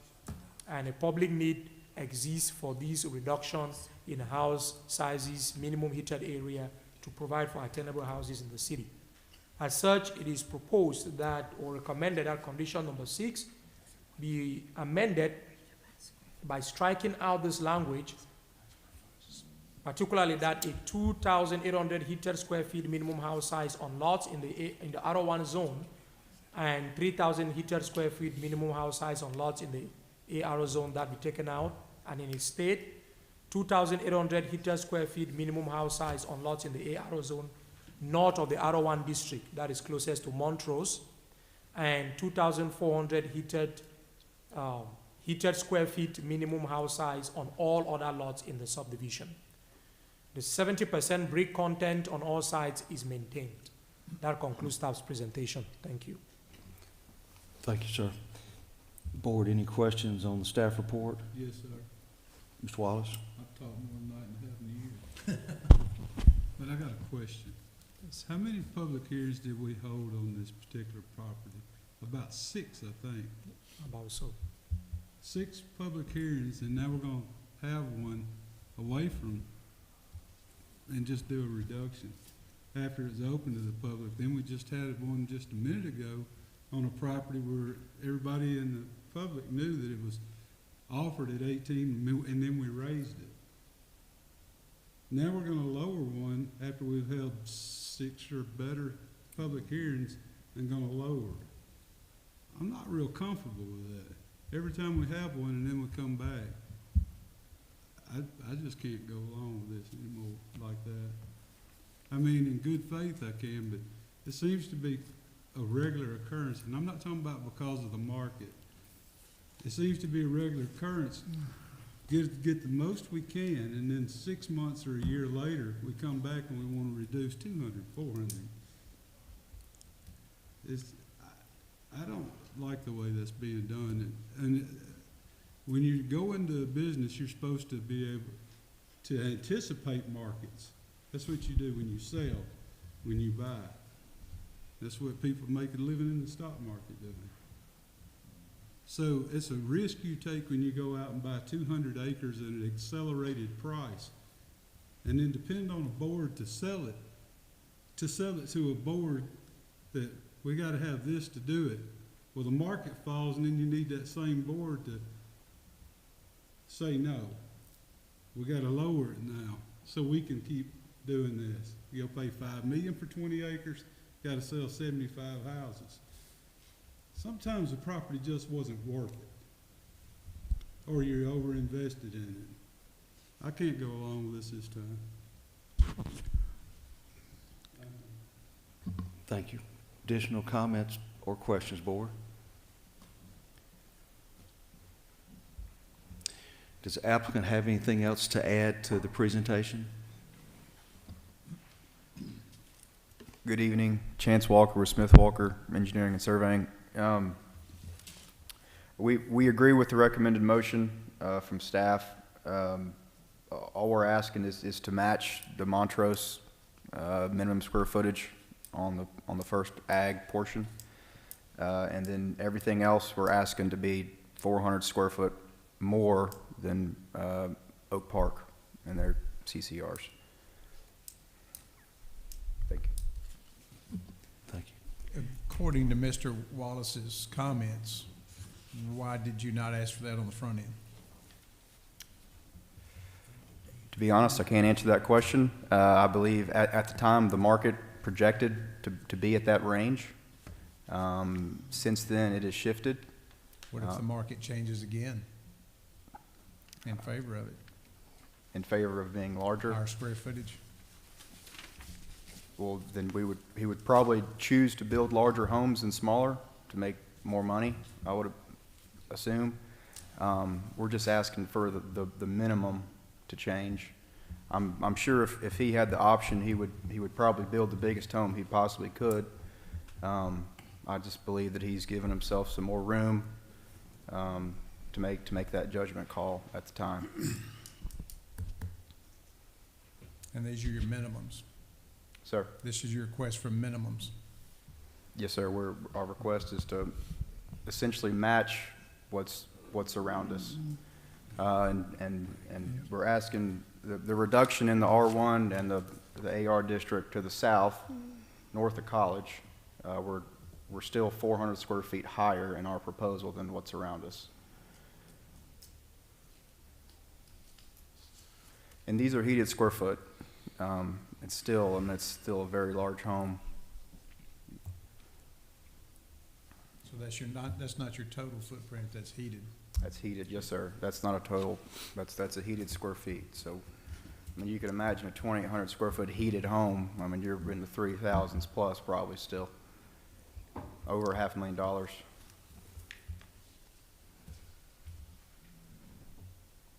Say that again, please. The heated square footage? You said, yeah, so I mean, you're looking at a 2,800 square foot heated home, you know, the total between garages and porches and whatever, the total home, I mean, could be 3,000 plus at the end of the build, depending on what extra additions may have you on the house, you know, bringing you to a $500,000 plus home. do you think the majority in that subdivision will be over $500,000, over 500,000? In my guesstimate, yes. The way that things are going now, I believe so. I live in Hernando, and I have a 2,400 square foot home, and it was 450. So these are well over that. Just from what I'm seeing, I believe they'll be well over $500,000 still. Okay. Thank you. What is your price per square foot today? And I've got my own opinion to calculate, but say builder's grade. Nice stuff, you go to Home Depot, Builder Supplies, but what's a builder's grade per square foot now? $150 or higher? Oh, it's higher. Okay, 175? I think it's still higher. A custom home right now is being built for 197, like 197 to 198. What we would call builder's grade material. Builder's grade, it's probably around 175, 180. Okay. So if you add some customization or niceties, you can get 200 square foot, obviously. Okay, so 175 for builder's grade. At the end of the day, the 200 square foot's the same $33,000 that we just raised in square footage. It's only $33,000. Leave it alone. People have a choice to buy, build it or not. Don't buy it. Thank you, sir. Thank you. I'm gonna make a motion to deny that request. I'd like to make a comment and then a motion. I think what, you know, Tracy Kirkland came in here a few weeks ago on the 13th and told us where the market was at, the square footage of the houses that were sold in DeSoto County, and the price. And she felt like the market was going to be there. When get back there, I asked that question. And so based on that, I'm prepared to make a motion to approve the Planning Commission recommendation and approve this. They'll take the first motion first, and then we'll come to yours, Mr. Gammons. You got a motion to deny. I'm making a motion to deny the fact that we held 6 public hearings and arrived at this, and then now come back to it, still want to reduce it. Got a motion to deny, and then another motion on hold. Is there a second for the motion to deny? I'll second it. Second by Mr. Earhart. So the motion that's being voted on is to deny it. A motion by Mr. Wallace, second by Mr. Earhart. Any more discussion? And Mayor, just sometimes negative motions get confusing. It's a motion to deny. So if you're voting yes, you're voting in favor of the motion to deny. So a yes vote would deny this applicant's request. Ms. Stewart? Aldridge, Yes. Collins, No. Dickerson, No. Earhart, Yes. Gamage, No. Hamilton, Okay, let me go back. I am for this. A yes would be to deny it, and a no would be to So I vote no. approve it. So yes to deny it and no to approve it. What's your vote, Ms. Hamilton? She said. She said, no, okay. Wallace,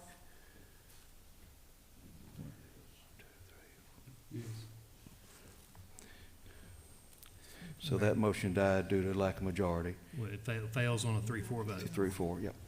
Now, the next motion from Mr. Gamage is motion to approve. Yes. Motion to approve by Mr. Gamage, second by Mr. Collins.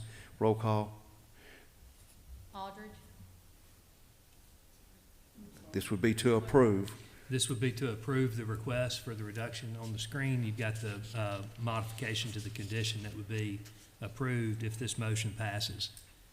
It's going from the 28s, heated in the north part of the AR and 2,400 elsewhere. And so the motion by Gamage, second by Collins, to approve the application. So a yes vote would approve the application, which is the square footage reducing the square reduction. footage. That's right. Ms. Aldridge? No. She voted no. Continue. Collins, Yes. Dickerson, Yes. Earhart, No. Gamage, Yes. Hamilton, Yes. Wallace. No. Passes 4-3. 4 yeses, 3 nos. Is approved. Next item, consideration of application for the preliminary plat for Marguerite Manor Commercial Center Phase 2, submitted by Andrew Link, Waffle House Incorporated, on behalf of Barry Bridgeforth, Marguerite Manor LLC property owner. The request is to divide 14.18 plus or minus acres into 13 lots for commercial use. The subject property is zoned PUD, Planned Unit Development District, and is located on the south side of Church Road, just east of Pleasant Hill Road North. Staff report. Mayor Aldermen, this is about 14 acres of the remnant of the commercial, the neighborhood commercial area for Margaret Manor subdivision at the southeast corner of the intersection of Pleasant Hill Road and Church Road. Precisely at this location, there is a gas station there, a Dollar General. So this is the empty or the vacant land area to the east. It kind of wraps at the back of that property. There are a lot of cypress trees behind here. So that's the subject property that is under consideration tonight. The preliminary development plan for that particular area provided for 2 access points, one onto Pleasant Hill Road and the other onto a Church Road. It contemplated more of a shopping center kind of design with large parking area, and you have this large building, kind of what you normally have on Goodman Road. The application before you is to subdivide that into 16. This is a preliminary plat. This is not a final plat, this is preliminary. Is to subdivide that into 16 commercial lots. And this is mainly speculative. The only lot that we are certain of what is going to go in is lot number 4, which has a prospective Waffle House restaurant. So all the other lots are prospective. In fact, it's even possible that if you have some other development that comes up in future and decides to do away with this entire design here, that can be done. So all of this is, apart from the Waffle House, a lot of this is really speculative. The applicant, right now, we've got this particular area of the subdivision. It's an easement, private easement, used by Dollar General and also owned by the current property owner. We received a confirmation from Dollar General. They are okay with this being dedicated as a public street. It will have to be 50 feet right of way, curb, gutter, sidewalks. And that will be addressed more specifically in the next application.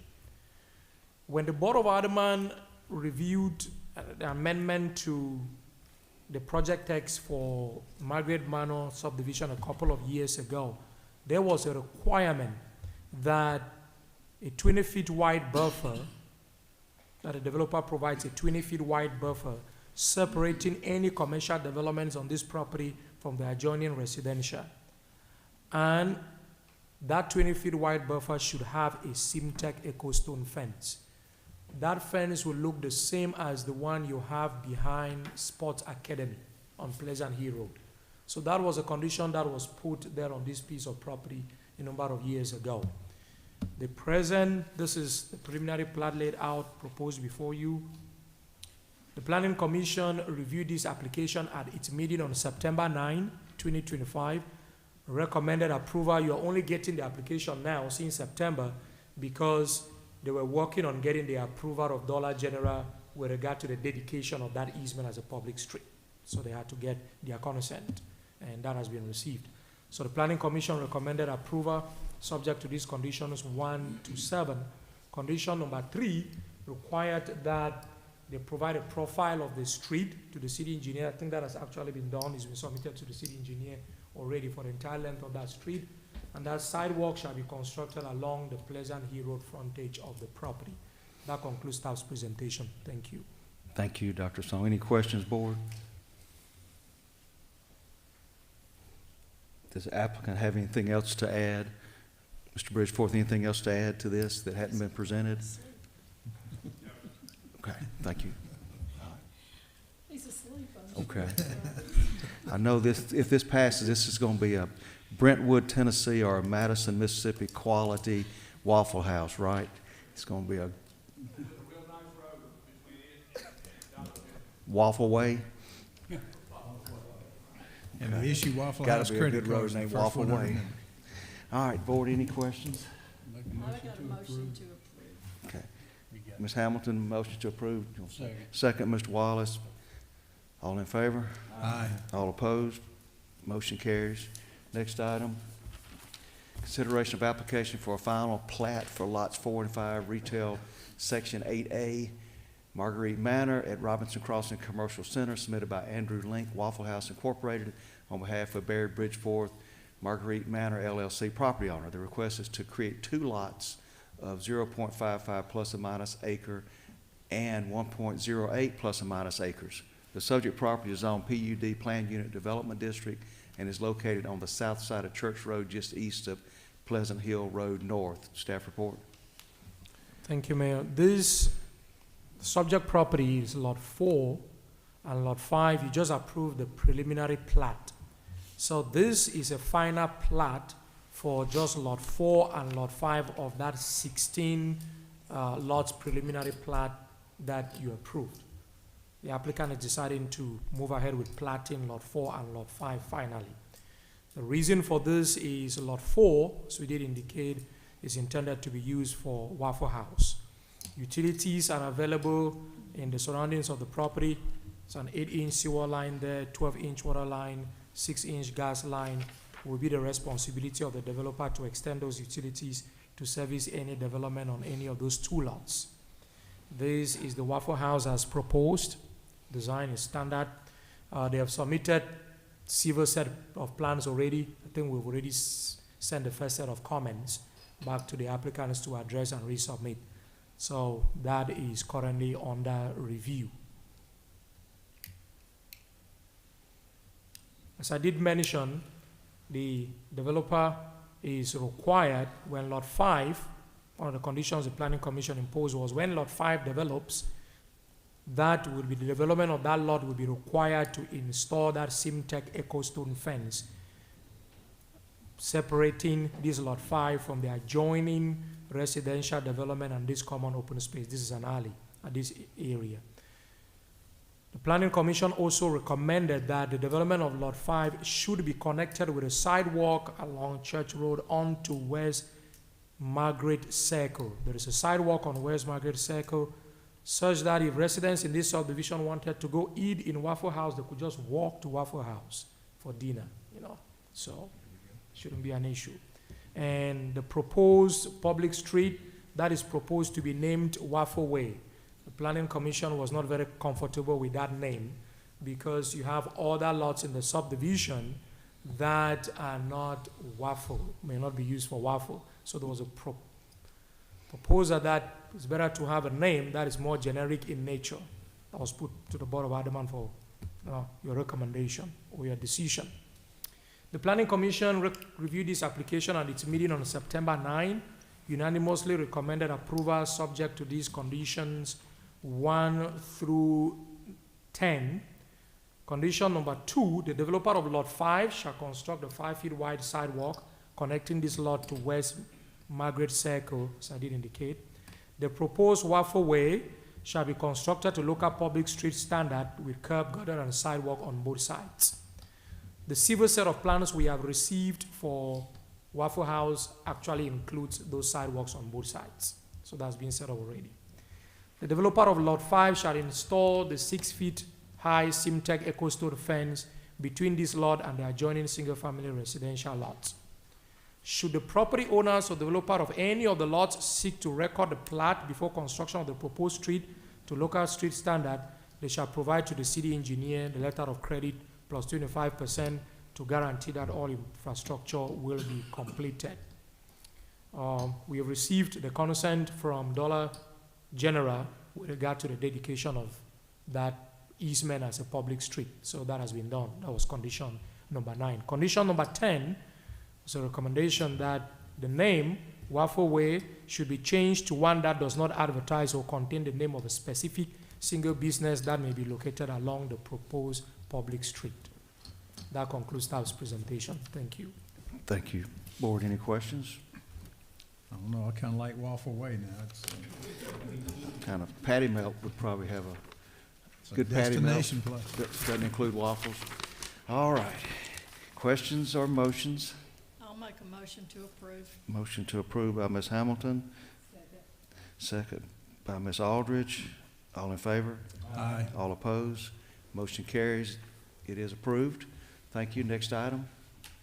Consideration of application for a final plat for Ainsley Point subdivision submitted by Andy Richardson, R&H Engineering and Surveying LLC, on behalf of Sunset Creek Farms LLC, Kevin Bynum, property owner. The request is to create 2 residential lots totaling .82 plus or minus acre.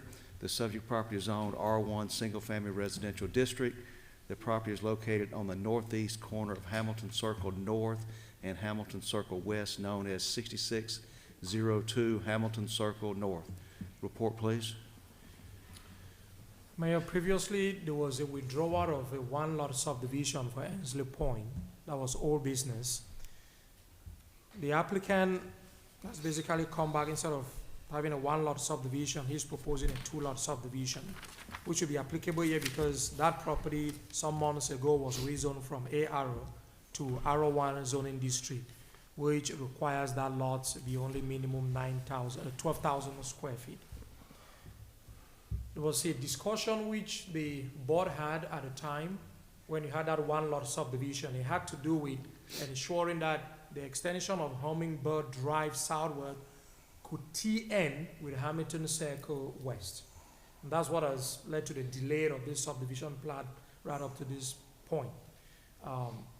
Essentially, the developer or the property owner and the owner of this adjoining property to the west, they were able to come together and agree on something, which was that this road could TN with this design. So your green lines, this will basically be the edge of pavement for the new street when the Hummingbird is extended southward and Hamilton Circle West is extended westward to TN at that intersection. The right-of-way, edge of the right-of-way will actually be larger. The hatch area is the area that the owner of this property, that is a current applicant, is dedicating as public right-of-way for the extension of Hummingbird Drive southward and Hamilton Circle West westward to create that T intersection. So all of that hatch area, that's what that is meant for. Right now, the Hamilton Circle West edge of pavement is marked by this blue line.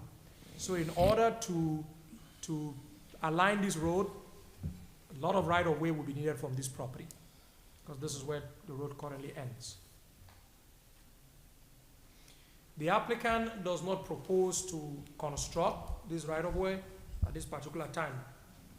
To really make it work, you need the grading plans, everything has to work with the extension of Hummingbird southward, and he's not doing that. So he's not proposing to do any of these improvements. His proposal at this point is just to dedicate a right-of-way for this to be done in future. This is the plan as proposed with the dedicated area So the total right-of-way being dedicated to the city, that is 7,363.45 square feet of that property, which will basically drop the entire area from 0.92 to about 0.82 acres. Lot 1 will be about 20,000, almost half an acre square feet, while Lot 2 will be 15,000 square feet. Condition number 6 on the plat specifies that any homes constructed on this lot or any future re-subdivision of the lot must meet the following requirements. I have to change those lots to plural. Homes shall have at least 1,800 square feet of heated area and be 1.5 to 2 stories. Homes shall have a minimum 2-car garage and be side-loaded. All house renovations shall be constructed of at least 75% masonry material, as brick or stone. Utilities are available within the vicinity of the property. Applicant will have to extend that to the side. The Planning Commission reviewed this plat at its meeting on December 9, unanimously recommended approval subject to these conditions 1 to 8. Condition number 3 being that the requirement for the property owner to construct sidewalks along the Hamilton Circle West and along the future Hummingbird Drive extension is waived. The reason for this waiver was if the applicant goes in there and construct a sidewalk, it will have to be ripped up in future in order to extend the road and construct, the T intersection. The property owner is required to dedicate the right-of-way on Hummingbird Drive and Hamilton Circle West, as shown on the plat, but not required to construct, extend, and or realign these roads. Lastly, at least one tree, which shall be 2.5 to 3.5 inches in caliber at time of planting, shall be planted in the street frontage of each lot before the house on the lot may pass final inspection. That concludes staff's presentation. Thank you. Thank you. Any questions, board, on this staff report? Yes, sir, I do have not necessarily a question, I just have a comment. Okay. I understand that he does not have to install the curb, sidewalks, and gutters and all with this because of the timing, the street's not really set up and so forth. So I can live with that, that's okay, we'll deal with that later, but I would like to, since we did Acre Woods is gonna have homes built on Hamilton Circle. And this is just down from where those houses will be built, and the minimum required house size is 2,000 in Acre Woods. So since those houses are gonna be on the road, this is just like one house down. I would like to request that we move the 1,800 to 2,000 minimum. Is that a motion at this point, or That's a just for motion. discussion? Okay. A motion, is the motion to approve but require 2,000 square foot minimum instead of 1,800? Is that the motion? Okay. I'll second. Is the applicant here? Okay. I think you got it, I'd recognize the second and let applicant speak. Yeah. Got a motion, and Ms. Hamilton, second by Mr. Collins. For the applicant, the motion was to approve this, but to require 2,000 square foot minimum instead of 1,800. I'm Andy Richardson. I'm actually the surveyor engineer. You can agree to anything then, can't you? No, I He's not didn't, here. and unfortunately, Mr. Bynum had to leave. I really can't speak to that. I mean, Okay. I know he'd prefer to leave it at 1,800, obviously. Is there anything that wasn't covered by the staff report that you want the board to know about? No, I think Okay. all the report was thorough. I don't have anything to add to that. All right, thank you. There's a motion and a second for it to be approved, but with 2,000 square foot minimum. Any more discussion? All in favor? Aye. All opposed? Motion carries unanimously, approved for 2,000 square foot minimum. Number 7, consideration of application for a final plat for Malco Olive Branch subdivision, Phase 3, submitted by Caleb Gill, Civil Link on behalf of property owner Mike Bailey. The request is to create a single commercial lot of 3.22 plus or minus acres. Subject property is zone C4 Planned Commercial District. It is located at the south end of Grand Flora Drive and north of Goodman Road. Report, please. Mayor Adamant, before you is a request to consider a final plat for this one lot, commercial lot subdivision. it will be 3.22 acres. That is just south of Ivy Trail, west of Marco Theater at this particular location. This is Goodman Road, and this is Hamilton Circle West. The subdivider of the lot has not provided any information to us at this time as to what he intends to use the lot for. We don't know. And you tried, didn't you? We have tried. And No comment from the we've used all the landowner. tricks in the books, and all we've received is a seed lips. So, He doesn't have to say right now, or she. utilities are generally available in the vicinity of the property. There's sufficient 10-inch water line, 8-inch sewer line, gas lines, they're all available. It will be the responsibility of the developer to extend those utilities to service any lot on that particular piece of property. The sidewalks along this easement, and the Planning Commission did recommend that in the development of that lot, those sidewalks should also be constructed in the frontage of the lot and to the west or to the east of the property. The Planning Commission did discuss these Orandifora Drive going down. There is no, Planning Commission examined this and considered that it should permanently end there. It shouldn't be extended. In other words, this is a residential street. It should not be opened up into the commercial area. There is no need for doing that. Ivy Trail has 2 exits already, one onto Hamilton Circle West. They can come out of the subdivision this way. They can also go out on Davidson Road. Opening up that road will just bring in traffic, non-residential traffic from the theater and so on into this subdivision, which will not really protect the residences there. The applicant is required and will handle this if and when we receive any civil plans for construction on this piece of property. There will have to be a 35-foot buffer behind this piece of property. That would include a fence. These trees will have to be fortified, especially in this area where all the trees have been cleared. The Planning Commission reviewed this at its meeting on December 9, unanimously recommended approval subject to these conditions 1 to 6. Condition number 4 address the requirement for the construction of the sidewalk as proposed on the said lot. That concludes staff's presentation. Thank you. Thank you. Questions or motions or comments from the board? I have no questions, but I can make a motion to approve. Okay. Motion to approve by Ms. Hamilton. Is there a second? Second, Ms. Aldridge. All in favor? Aye. All opposed? Motion carries.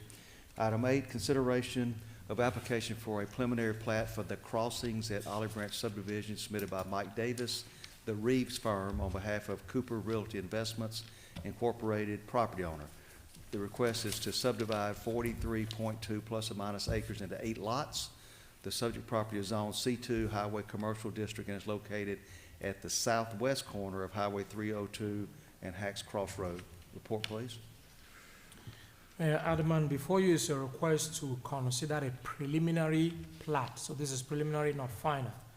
For this piece of property, as you did indicate, 43.2 acres at the southwest corner of Hacks Cross Road and Highway 302. This is the same property which I think that was last year you examined it for racetrack, the same site.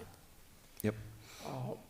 It's currently in about more than 3 parcels, 1, 2, 3, 4, 5, 6, and then the large 7 parcels. And there's a property owner that intends to, or a potential developer that intends to buy all of it, or the 43 acres, and subdivide it. It's currently zone C2, so there is no rezoning action going on here. The C2 zoning that is in place is being maintained. All that the board is being asked to deal with is to approve the preliminary development plat. In 2006, back in 2006, the board approved a preliminary development plat for the shops at Hacks Cross. This was a layout. This was back in 2006. This is actually still active. In other words, if a developer came in today and wanted to develop these 43 acres according to this plan, they can move forward with this layout that will connect Hack on to Old Goodman Road. That plat it included a requirement for a traffic signal at the intersection of Old Goodman and Goodman Road, and at the intersection of what was going to be the new street and Hacks Cross Road. That's what that signal was intended to be at the time. The proposal before you, the preliminary plat before you, is to create 8 lots, all for C2 commercial uses. As shown here, you will still have a street that will connect Hacks Cross Road eventually to Old Goodman. Basically, you will go like this to the Branch Road and then to Old Goodman Road. So you still have that connection, it's kind of maintained. And this street will have a roundabout design at this particular location. The master layout plan, this is not a PD. This is the concept plan that the developer has at this time. The developer's intent, almost 95% conclusive, is to go in on lot 1 and build a 40,000 square feet grocery store on lot 1. That grocery store will have a right-in. That grocery store on lot 1 will be constructed in phase 1 of the subdivision. That phase 1 will maintain 40 feet landscape buffer with a residential subdivision to the west. That is the same buffer width that was required in 2006. There will be a 30 feet wide landscape buffer to the south. That is the same that was required in 2006. There will be 3 stormwater retention areas. These will service phase 1, and these will service future phases of the subdivision. An area to the north for lot 4. When it comes to the final platting of lot 4, the developer is proposing that these, about 7,000 square feet of this right-of-way, quick claim, dedicated, or returned to the property owner and will become part of the lot area for lot 4. This will come down in the final plat. This is not effective at this stage of the subdivision. The developer also proposes to maintain a gateway landscape feature at the intersection of Goodman Road and Hacks Cross Road. There will be a deceleration lane going into the grocery store on Hacks Cross Road. The driveway going into the grocery store will be right in, right out only. Full access will only be to the main, call it the main street to the south. So if anybody went in to shop and wanted to go left or to make a left turn, that would not be very close to the intersection.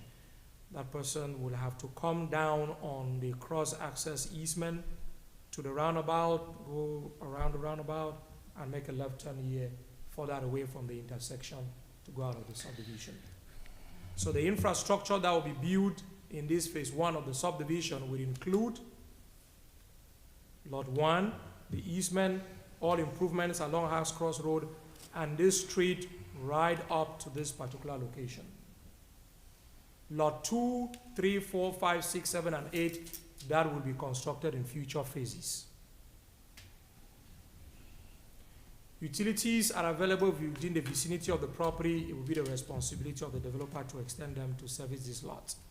The Planning Commission reviewed this application at its meeting on December 9 and unanimously recommended approval, subject to a number of conditions. Condition number 4 being that the northernmost access for proposed lot 1 is limited to right in, right out only for passenger vehicles, and no additional driveways along Hacks Cross Road are permitted for lots 2 and 3. That would apply to lot 2. So lot 2 will not have any additional driveway on Hacks Cross, and lot 3, the out parcel lot, will not have any additional driveway on Hacks Cross Road. Access to lot 2 will be through this new street. Lot 3 will be through the new street.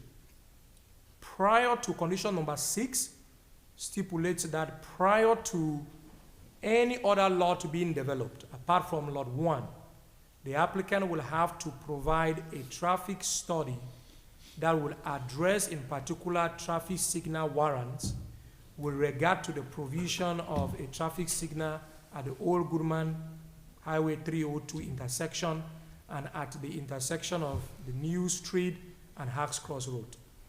So before they can move forward beyond the development of Lot 1, that would have to be addressed. Condition number 7 to 8 are standard conditions that we normally have on all other subdivision plats. That concludes staff's presentation. Thank you.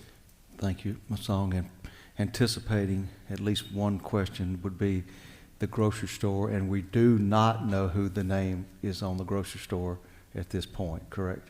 I know Yes, that's sir. probably a question the board would have that We do not we know. do the not know name. at this point. I almost knew it.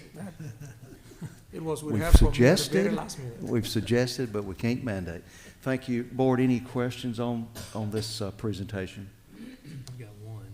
Ms. Song, can you go back to the plat on that? The 80-foot existing right-of-way on Old Goodman Road, do we know how, you may have said it and I just missed it. Do we know how that was created? Was it by another plat? Or was that a old deeded right-of-way, or is it a prescriptive right-of-way? I'm picking up on that area where you're saying to be released by Olive Branch and wondering if we're gonna need, I don't see a condition of approval related to this, but it's just, are you envisioning this being taken care of just by virtue of the new plat being recorded, or some other housekeeping to effectuate that? I had kind of the same dilemma where you were in, but since this is something he intends to handle a final plat, I was like, when we get there, then we can dig more into. Okay, you know, so this is we're just at preliminary plat stage. preliminary plat, yes, sir. This is, well, Song and I will work it out. Okay. Yep. Does the applicant have anything else to add that hasn't been covered? Okay, thank you, sir. Who did you make mad to get the last straw tonight?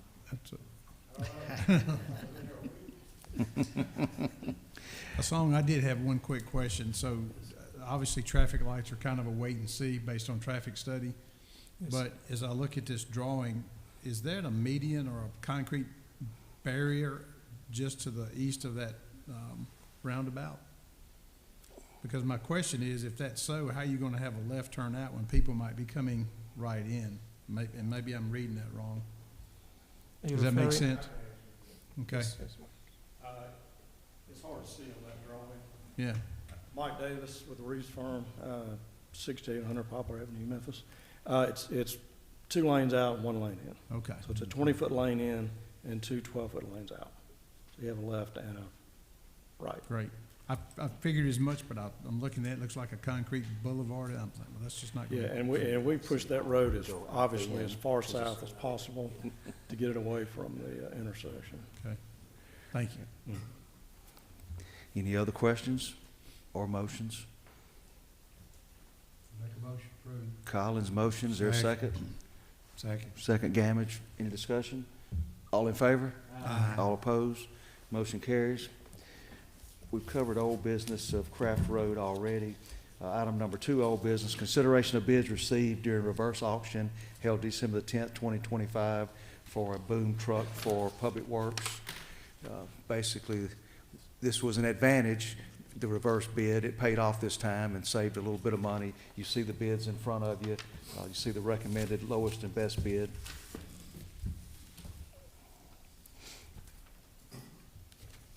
Question? Make a motion, accept the low Okay, bid. Mr. Collins, motion to accept low bid. Is there a second? Second. Second, Mr. Earhart. All in favor? Aye. All opposed? Motion carries, and that's boom truck number 9 or 8? 8, okay, boom truck 8. New business, consideration of approval of resolution authorizing and directing the issuance of a negotiated sale of a taxable tax increment limited obligation bond, Series 2026, for the bridges at Camp Creek of the city of Olive Branch, Mississippi, in the principal amount not to exceed $1.338 million to raise money for the purpose of providing funds for defraying the cost of constructing various infrastructure improvements, funding a reserve fund, and paying the cost of insurance for the Series 2026 bond and for related purposes. Mr. Dye? Yes, Board, this is the first series of TIF bonds for the bridges, and what this means in essence is that the developer and thus the city have been successful. You've got enough revenue-producing entities out there to bring in enough income to support the debt service on the first series of bonds. And of course, the city committed to take the action that's on your agenda tonight. We committed to do this several years ago, and the development, y'all are familiar with it, is has enough activity in it to support a bond issue of this size. In your packet, you had one document called a term sheet, and that is a term sheet from the lender with whom our financial advisor has negotiated the sale. Rather than it being an advertised, competitive, sealed bid situation on these, you can actually approach various lenders and negotiate the best deal possible, and that has been done. You have Cadence Bank, including their local bankers, that have shown interest on this and submitted the proposal contained in that term sheet. In essence, the TIF document set it up as a 15-year term. The interest rate is at 6%, which part of that reason for the interest rate is A, it's a taxable bond issue, not tax exempt, and B, it's not a full faith and credit bond. It's not secured by the full faith and credit of the city, it's secured by the tax revenue from the development. And so that those two factors are reflected in that 6% interest rate. But everything else is just in order. The city will pay the principal and interest on that bond for 15 years. And we should anticipate, as further development occurs within the bridges, that we would have an additional request in the future from the developer for a second, perhaps even a third or subsequent series of bonds. 5.3 million in principal amount is the cap on the cap in principal. Of course, the city, pays interest anytime you do one of these. There's an interest component to it, but 5.3 million is the maximum principal amount. And Mr. Dye, the board's aware of this, but for somebody watching it on YouTube, the city's channel, the city doesn't invest money in these businesses. This is paid for by the property taxes and the sales tax generated by this particular business. That's correct. And so, for example, when that property was undeveloped, the sales tax number was 0. We had a certification from the Mississippi Department of Revenue in May that showed the sales tax at $157,000. So your incremental increase is $157,000. When that property was undeveloped, it had ad valorem tax of about $5,000 a year. It's got an assessed value, not tax, but assessed value. The assessed value of that property today is about $1.7 million. And so you have an incremental increase of that, that much less 5,000, the original assessed value. So you've got substantial tax revenue coming off of that property now that it's developed, and the debt service on the bonds would be paid from the revenue that those businesses are producing for the city. And so it's not coming out of general fund revenue of the city, even though these would be general funds, the tax, but it's the tax specifically off of that property that's paying the debt service. That's property tax and sales. Property tax and sales tax. They generate. The bonds are sized based on 100% of the ad valorem incremental increase and 75% of sales tax.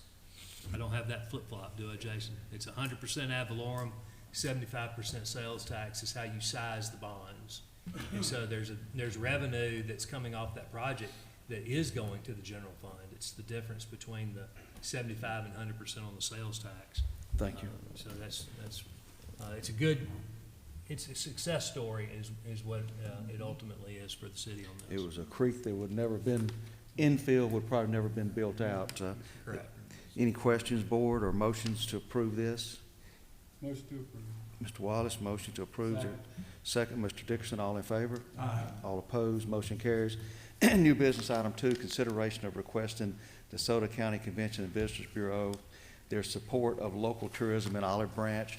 You've got a lot of information in the file on that, and this would boil down to a resolution from the board. I'm planning to be at their board meeting at the CVB in January, and this quick summary is that this was approved for a 1% tourism tax for all of our restaurants in the county, DeSoto County, and hotels and lodging that took place in '97 timeframe. And this 2% from Olive Branch equals $4 million, probably a little over $4 million.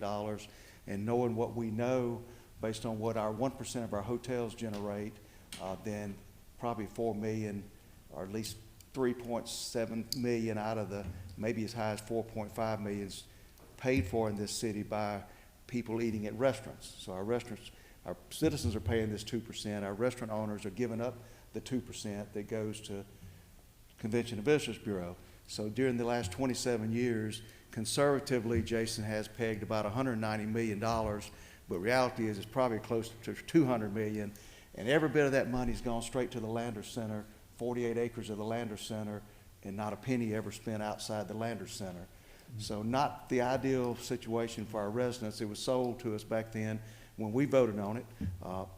We didn't know our grandkids would still be paying it, but part of the big sale was the fact that high schools had no place to hold graduations. Well, back then there were 4 high schools, now there's 8 high schools. Some of these mega high schools have a gym or a location big enough, they could probably do their own graduation without having to go to the Landers Center. So for all these years, 100% of that tourism dollars has been going to the Landers Center only, and the other mayors hopefully are talking with their boards to maybe join suit to where we go.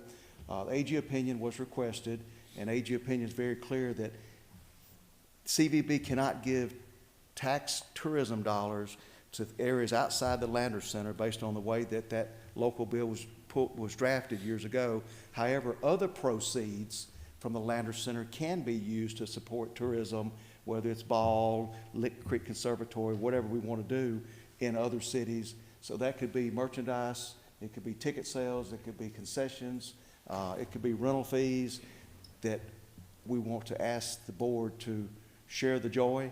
We don't want the county defaulting on their $35 million bond that they floated maybe last year to enlarge the Landers Center so this convention center hotel can connect to it. We don't want them to default. We want Landers to still keep being successful, but I want to ask them with your support that they give basically the equivalent of half of 1% out of that 2% back to Olive Branch for our tourism, whether it's a rodeo or whether it's a ball field, whatever it may be. And the other part of the request is there's 7 members on the CVB, and all of them have been appointed to date by the Board of Supervisors. Well, there are no hotels in the county unincorporated. There's very few restaurants. So all this money, it equals $15 million a year that's being raised from all the cities. So all this money's going there, and we don't have a say in it. And I want to ask that each city be allowed to nominate or appoint somebody to that 7-person board so they can look out for the best interest of the cities, just like DRCRUA does. DRCRUA operates very effectively with a member from each city, and also the county has 2 board members that sit on that board, is what I would like for us to have a seat, just like the other cities should have a seat on that board and have some say-so. Quality of life was what this was teed up as back in '96. It was going to add to the quality of life of our residents, and maybe so, but really what our residents get is paying the same ticket prices that anybody else pays.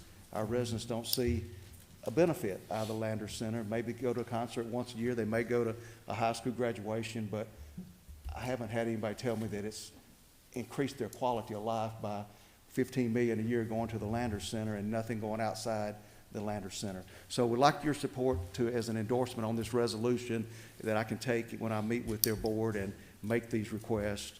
And hopefully it'll suffice. If not, then we're going to ask our legislative delegation to ask for an update of that local and private statute in 2026 to where it would be written in, but I'd rather it just be an agreement so we wouldn't have to ask for that bill to be changed. And hopefully the other mayors will join suit as well. Any questions on that?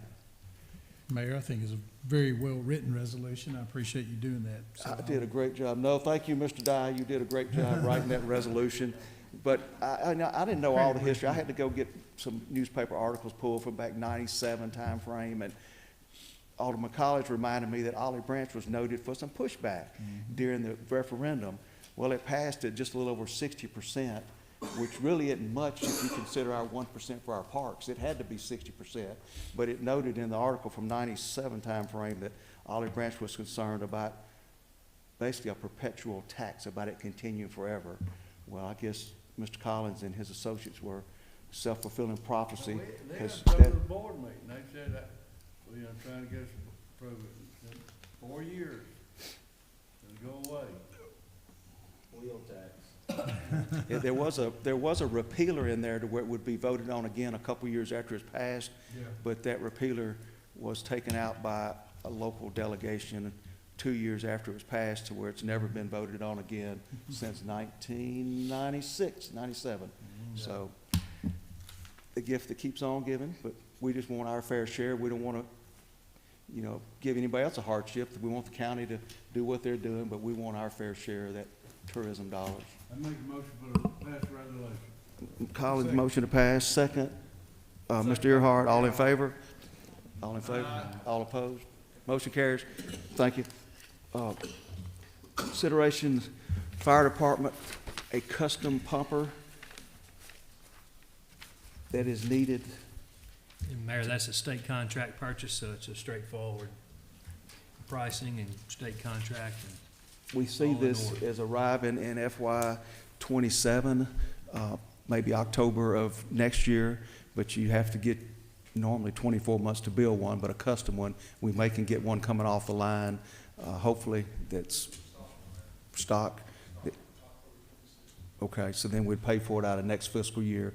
And that would mean, if I understand right, all of our apparatus would be 10 years or less in age. So they would be in pretty good shape, considering they can go 15 to 20 years depending on who you ask it. Okay. Now, will we put one of the engines in reserve, or are we piling them up? We've got some reserves that are not good reserves that need to be sold and salvaged, and then put good reserves in reserves is what needs to happen.